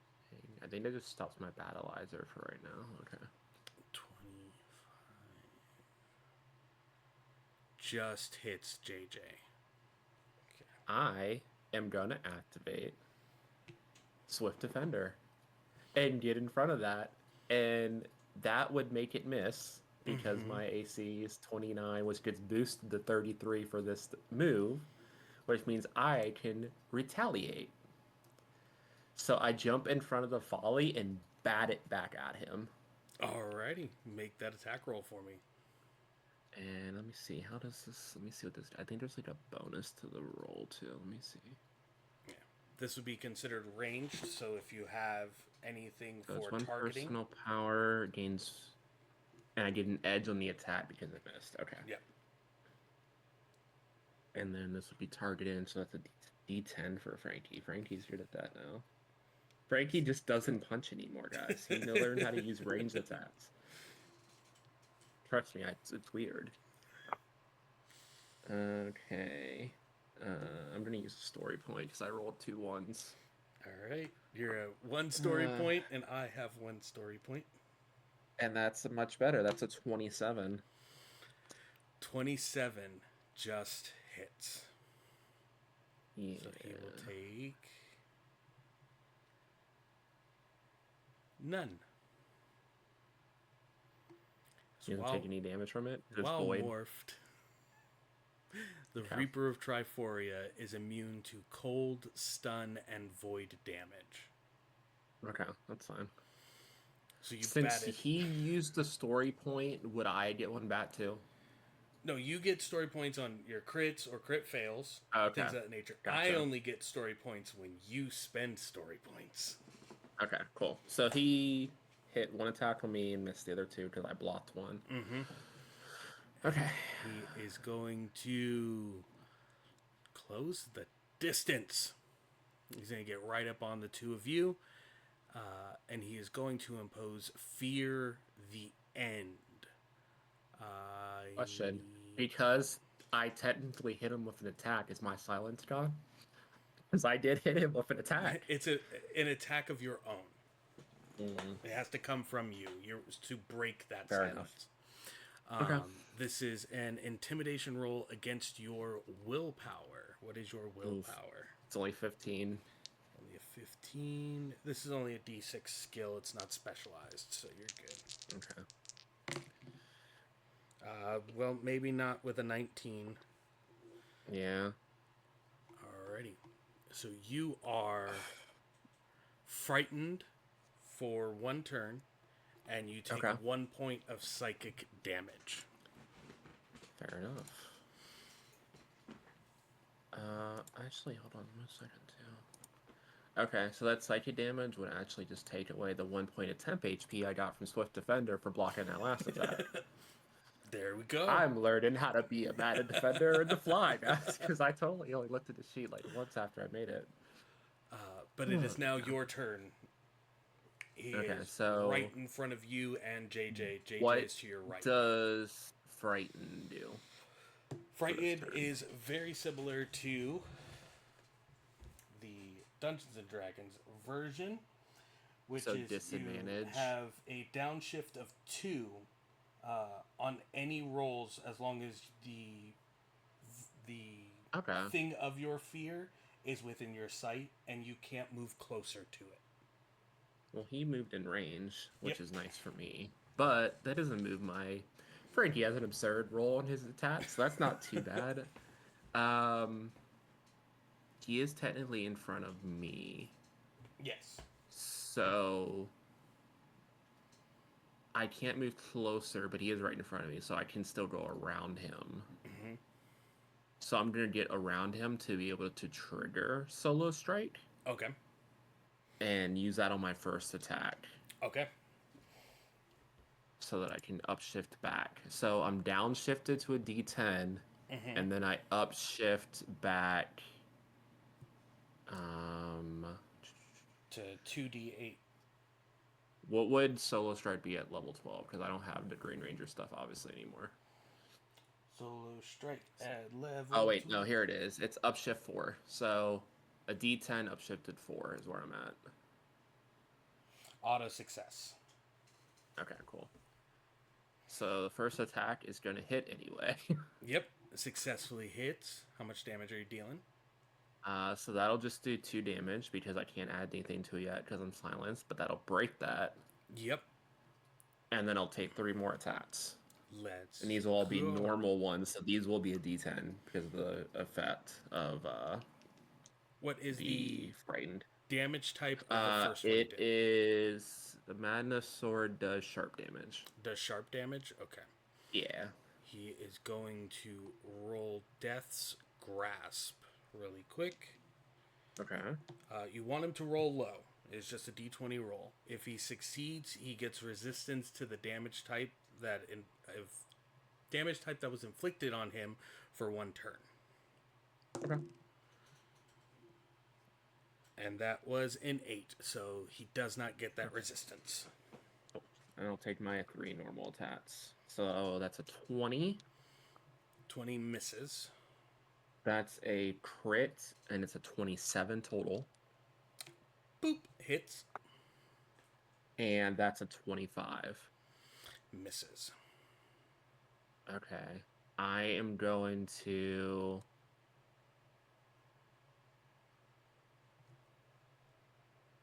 Oh, I'm stupid. I should be rolling 2d8 because my attacks are upshifted because of continuous stance.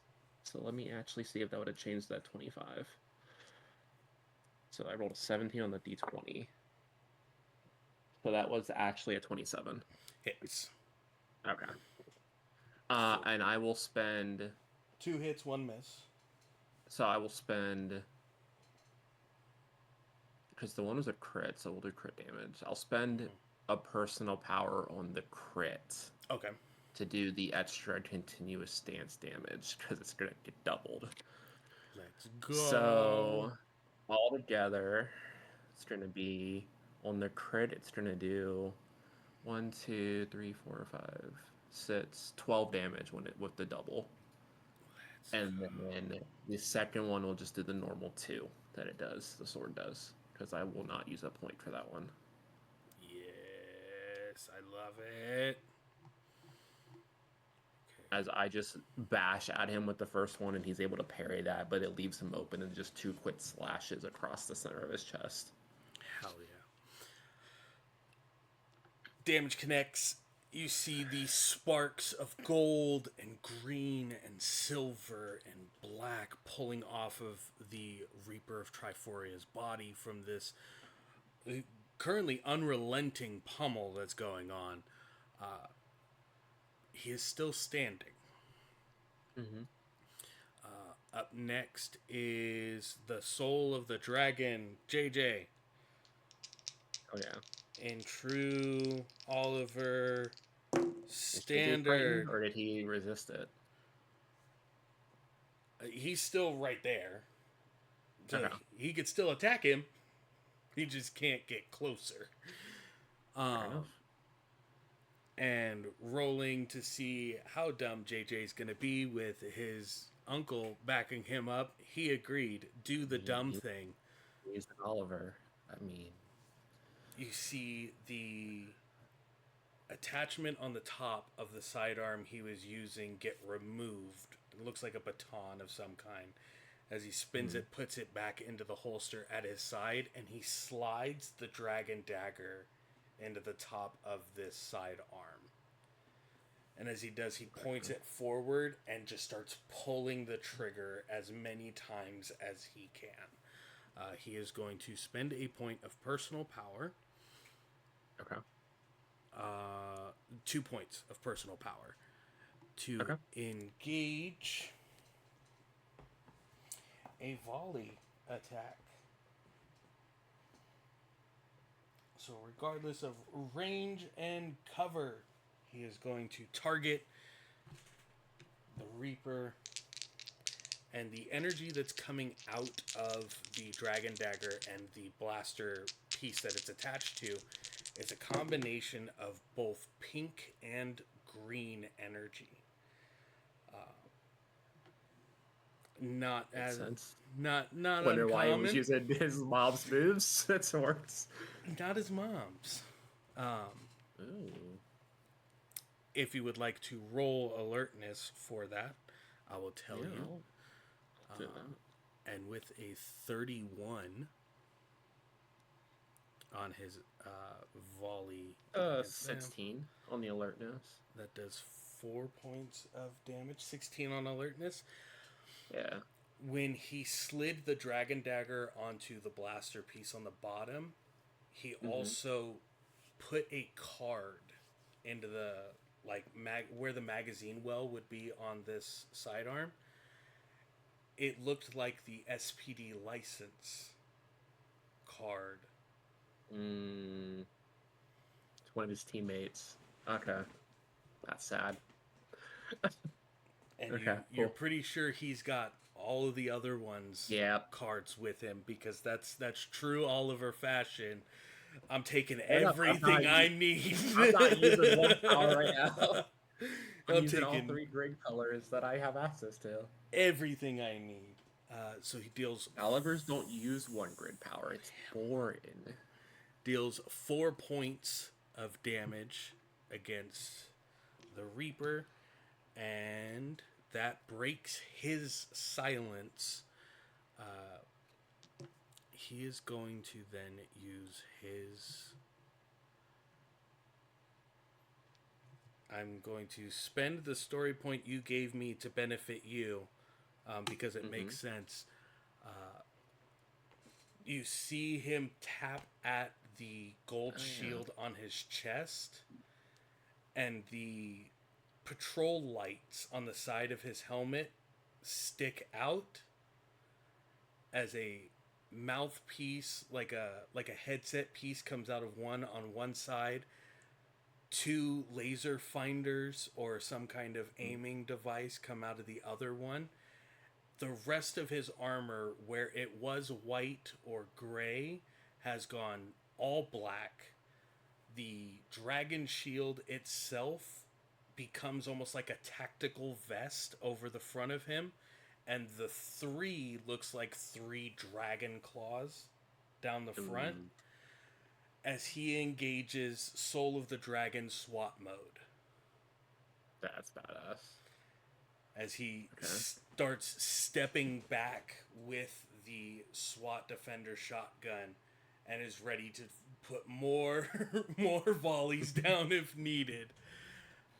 We go back to the top of initiative. That would be our Emerald Defender. What would you like to do? You are no longer frightened. Uh, You are no longer silenced. yeah, I see that. You know what, kid? Good idea. I don't know what this is gonna look like, but let's try it out. And I reach up, and once again, the call comes to me. Archangel Arcanite form, and there's just a loud sound of a hawk pierce the sky as a spiritual version of Rock flies down and forms over top of the Mana Defender armor, almost like the Falcon's harness in Marvel. Kind of just these giant Yeah. platinum wings form over my back, and you see that on the wings there's missiles similar to the Falcon sword on the tips of each feather. And that's gonna bump my toughness up to 32. Shit. Okay. Yeah. So let me mark off those personal power points. That puts us down to 16 total. So we still have a decent amount. And let me double this bonus. So put me to 32. I love that. I believe the missiles is just an attack. Yep. So let me see what this says here. Yeah, once per scene I can make the fallen attack, winged missile salvo. So we're gonna do that. That's gonna be our first attack. As I am going to fly up in the air and aim down in a radius. But I'll aim it to where it hits. Actually, no, I can aim it up to 4 targets. I'll just hit him 4 times with the salvo. So he'll Yep. take 4 attacks in one. So yeah, I'll do that. He's gonna hit a missile barrage. So I'll roll 4 targeted attacks for this first Yes. attack.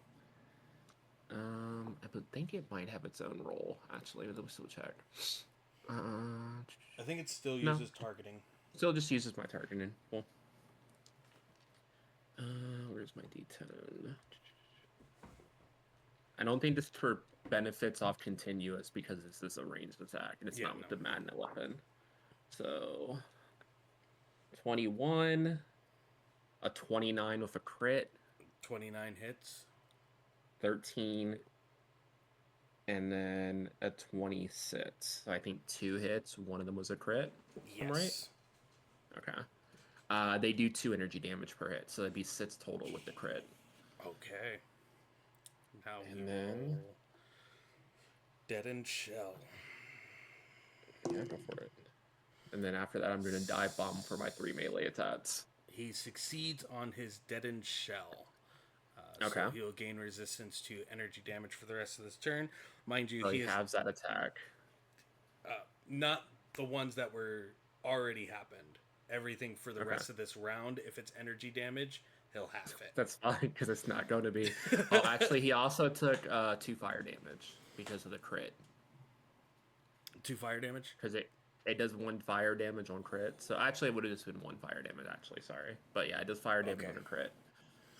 He is at 10 health. Okay, cool. I still have 3 attacks, because that was 1 attack, technically. Yeah. I'm going to dive bomb him and take my 3 normal attacks. Let's go. The first one is technically a solo strike. So the first one's going to be an auto crit, because I'm back to normal. So that's just an auto, like what we talked about beforehand, bestie. So we'll roll that at the end. But the other ones will be, so D12 upshifted twice. So 3D6 will be on these other 2 attacks. Yep. So this feels familiar, because this is what Frankie normally rolled. That's an 18, 22, 24, 30 on the first attack. Hits. And then 14, 17, 23, 28. Hits. So all 3 attacks hit. One's just going to be an auto crit. So I'm going to, you know what? We're going to try to finish this. I'm going to spend 3 personal power points. Each of these are going to do 4 damage automatically. This is just going to be a lot of damage. It's so each attack does 5 damage at base. And then that auto crit will do whatever we're going to figure out. We're going to roll some of this. That's 20 damage with the crit damage. Yep. And then I believe we said roll a d20 when I crit with the upshift. And the higher, the better. Yep. I'm going to use a story point, because why not? That was your last one. That gives me one. And that's an 18. So what does an 18 get me as I do this 20 points of damage with the crit effect on top of this? As I just dive bomb, and there's almost a flash of light feathers as these 3 slashes just happen in a blink of an eye.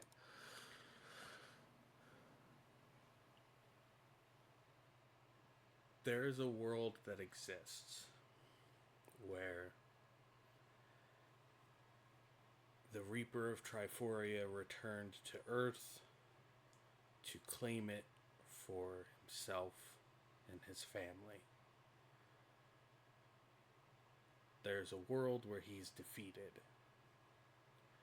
There's a world where he is uncontested. But not even the Bandorian monks, people who have studied the morphing grid and fractalized possibility for eons, could have seen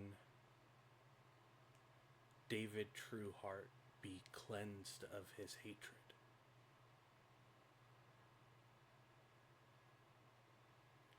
As these barrage of attacks assail, they're those fleeting memories, that painful joy and happy misery that you felt being pulled to this, whatever it is.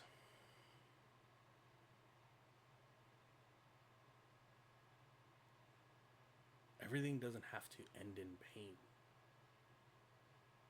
Doesn't have to end in destruction. Doesn't have to end in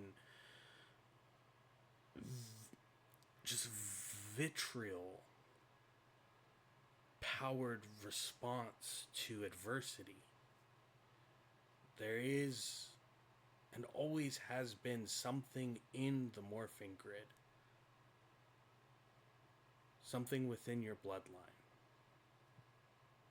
that's tried to find serenity after darkness.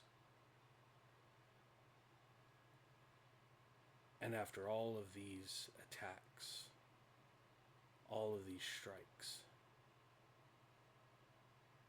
this combination of silver, green, gold,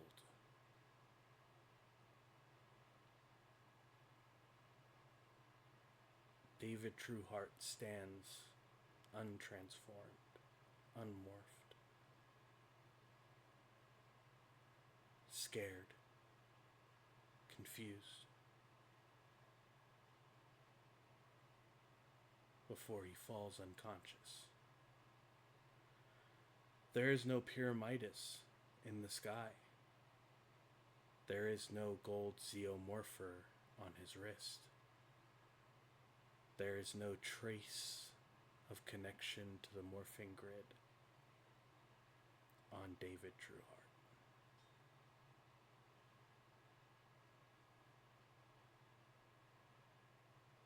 JJ comes rushing over. He drops the SWAT shotgun. The helmet comes off. He holds David's head up. Everything's gonna be okay. It's gonna be okay. Everything's gonna be fine. It's gonna be okay. We're gonna make sure you're taken care of. We're gonna make sure that you're okay, and we'll fix it. We'll figure it out. We'll figure it out. And he's like, we are tapping at his chest.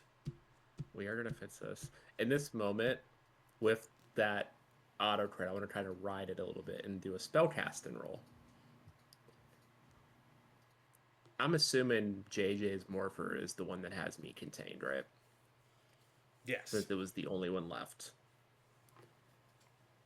I'm going to summon that to my hand and channel the Magna power, releasing it into it to try to cleanse Franklin and unfuse me and Nico's rings in the process back to normal. Like, just channel all this power of this mantle that I assumed from whatever combination of whatever happened to just reunite the three of them back before I leave. Are you willing to spend the story points you've accumulated from your crits this turn? I'll spend that, and I'll spend all of my personal power as well. I'll just burn everything. Okay.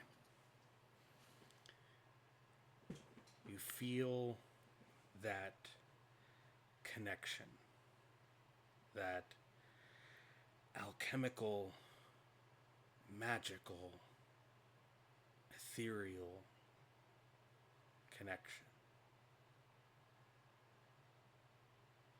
Wherever Franklin's containment card is at currently, it is undone.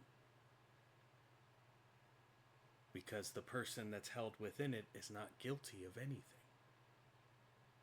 They are absolved and cleansed. They're scared for a second, but Franklin Oliver is back to themselves. The roar of the dragon sword reverberates around you as you see the front of JJ's Morphin license become embossed with the stamp of the dragon sword coin.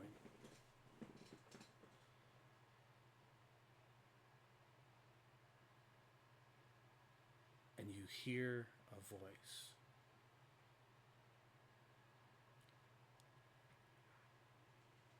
I have fought through dimensions to find you, and I will not lose you again. You feel Nico's hand grabbing the clothes underneath your ranger form and pull you. You watch. I'd grab his hand before he yanks me back, and I just look at the version of me that's there with the two of them. Like, I'm assuming standing confusedly over the two of them on the ground. Yeah, entirely. And I just make eye contact with him. See the wide of the eye, see it himself. take care of them, and leave. You are pulled through. You hear something shatter as you're being pulled through. You're almost certain another piece of solarite has been torn away.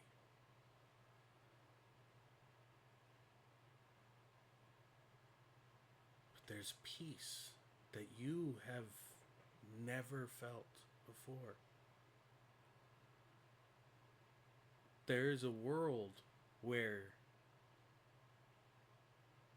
not only are your parents still together, your aunt and uncle are still together,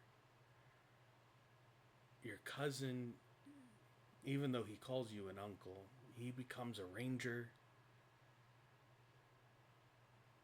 He looks to you for guidance and help, reaches out for you in those moments that he doesn't know where else to go.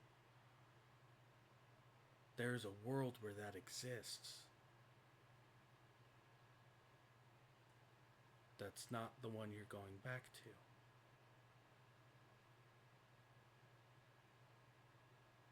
A lot of the other stuff becomes blurry, though.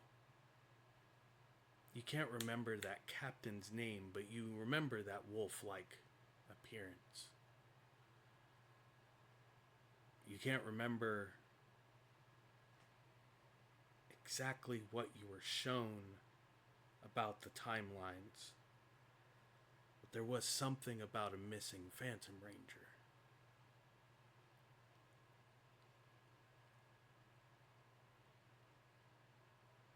You can't remember what it's not like. You can't remember what it's like to not be an Arcanite. But you have this weird feeling that somewhere, sometime, that wasn't a life that you had.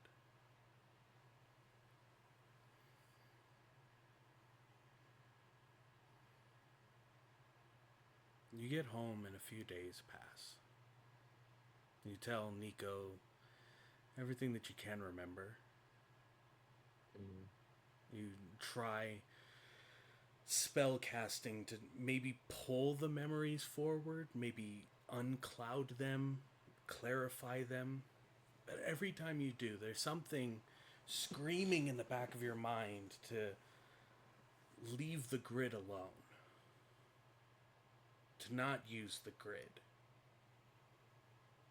There's something that happens and you don't know what, but every time you even feel compelled to use it, there's something in you that tells you, don't do it.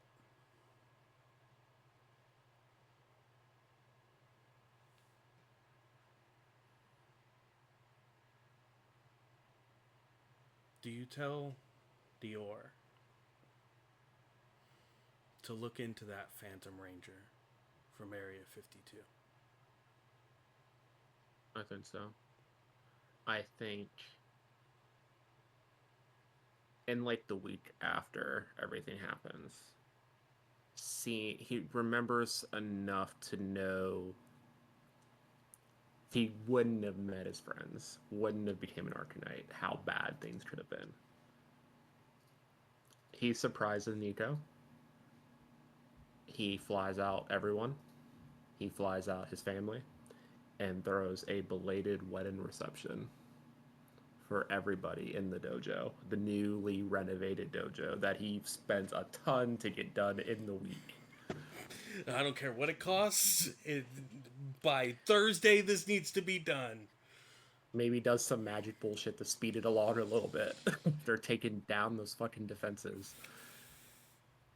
And I think at the end of the reception, when it's just the team left, he tells them everything that happened. All of them together. Peter, Dior, Nico, me, Gina, and Marcia. Marcia says that she's going to be in another time next week, so she will do some research with better equipment. Gina says her new team is doing outstanding. That if she needs to take a break away from there to help out back here, that shouldn't be a problem. Peter tells you that he had just saved a young boy of Triforia here. And that he's pretty sure that the morphing grid put him there for a reason. So he's going to train the Triforian. And he thinks he might have a lead on at least 2 other students. But he'll always be reachable. He may not be in touch, but you can always get a hold of him.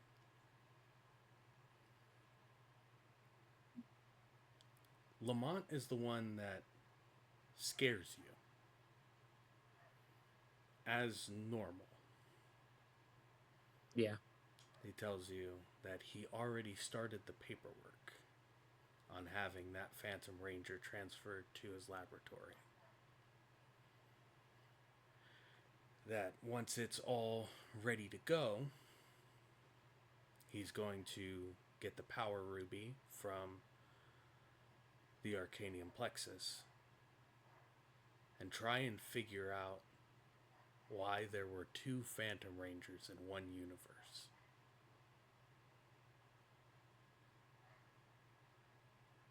And Wally is completely silent. He doesn't say a word. And right after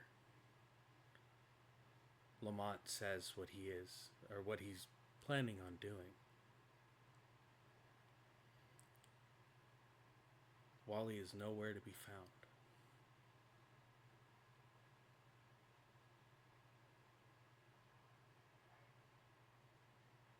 For the next 8 years, you keep your eye out. You keep an ear. He never returns. Not to his family, not to Angel Grove, not to the command chamber.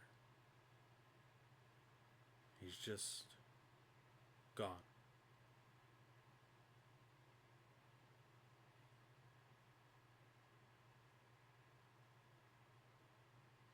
And then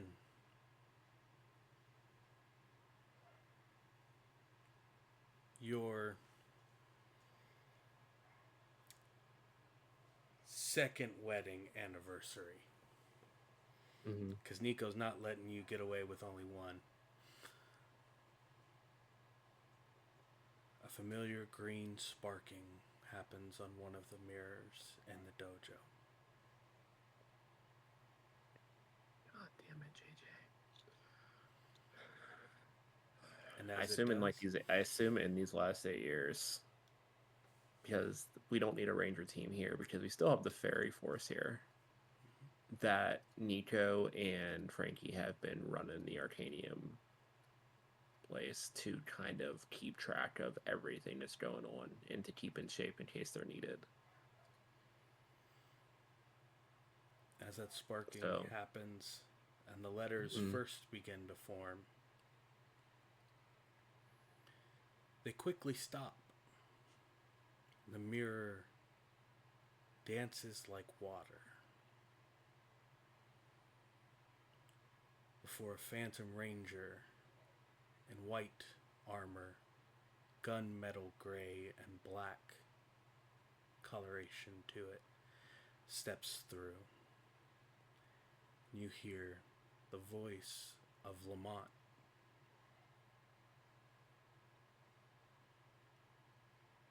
I figured it out. But you gotta come with me. What did you do? I became the Morphonaut. We only got a little bit of time left. Of course you did. God damn it. And you see Frankie just put on a familiar ring. Go through the sequence. Morph back into the Green Arcanine and follow him through.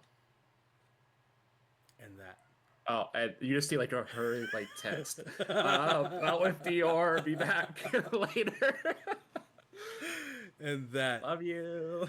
is where we end episode 5, Bloodlines Within of Morphing Multiverse. I have been your Gridmaster, Lighthouse Keeper, Lore Rider, Beacon onto all beacons, Arc or Arc-like Court.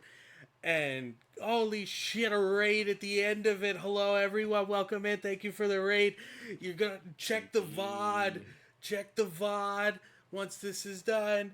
This is Power Rangers Morphin Multiverse, Episode 5, Bloodlines Within. This is a Power Rangers TTRPG one-on-one series where I bring on creators and actual play performers to tell an interwoven story of Rangers and teams leading to an event much larger than the shattered grid. But I have been your Gridmaster, Lighthouse Keeper, Lore Rider, Beacon onto all beacons, Arc or Arc-like Court, and tonight's episode would not be complete. Tonight's episode would not be what it is or what it was without my amazing best friend of all times, Pluto Cleric. You want to say hi to the people, tell them where they can find you, what you got coming, what's going on? Yeah. Hey everyone, I'm Paige, aka Pluto Cleric, across the internet, except for here on Twitch and YouTube, where it is Pluto's Underworld, where I am the storyteller and creative director there. Things going on. Starting within the next few weeks. We haven't picked the starting date yet, but we have the Session 0 on Wednesday. Will be the next Wednesday AP that I run on my channel, which will be set in a mixture of the CW DC universe centered around the Flash, as well as Young Justice mixed together. And it takes place after Crisis on Infinite Earths. But in this timeline, Barry Allen and Eber Dawn never came back. So our young heroes are going to be sent to Central City to try to help out, maintain order there, and figure out where is Barry Allen. Beyond that, I have a couple other projects in the works. I'm currently over on Art's channel here on every other Monday in the Heritage Collection, playing Recoil, a badass with some boots, a vigilante in Gotham, where we're about to fight the Joker next session. That's a thing. And on rotating Thursdays, over on Eclipse 613 channel, I am playing a pirate in a One Piece 5e actual play, where I play a merfolk who just went through some pretty drastic changes the last time I was in an episode. So I got to play out all of that too. Beyond that, the God Killer Generation series, where we jump from one God Killer to the next, will be airing again soon. Now that I'm out of busy season, episodes will be starting recording for that, where each episode then shoots forward 200 years to deal with the consequences with the next creator, and so on and so forth until we work through 50 different gods. As well as new episodes of the podcast on the same page. Lore Down with Friends will be airing. I already have 3 or 4 guests lined up. With our first guest of the season is going to be my wonderful, amazing little sister, Serena Teacup. So keep an eye on that. They should both be starting to air episodes in the next couple of weeks. So yeah, that's me. Hell yeah.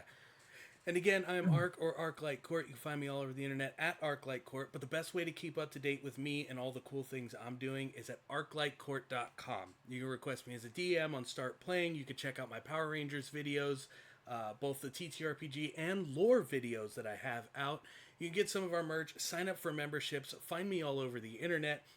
And of course, Heritage Collection, next Monday over here, they gotta fight the Joker. And maybe more, question mark? I'm not telling them anything else other than that. Alternating Thursdays from the One Piece game that Paige is in over on Eclipse 613. I am in a Nat 19 or 5.19 campaign over there called Blood and Cinder, where I play Orm, the most hated and loved vampire barbarian in all of the lands, or at least that's what he thinks and tells himself. But other than that, you can find all the other information about me or all the other things I'm doing over on arclikecourt.com. Thank you for being here. Thank you for joining us for Morphing Multiverse Episode 5, and we will see you all again next time. And remember, if it's Monday, it's Morphin time. Good night.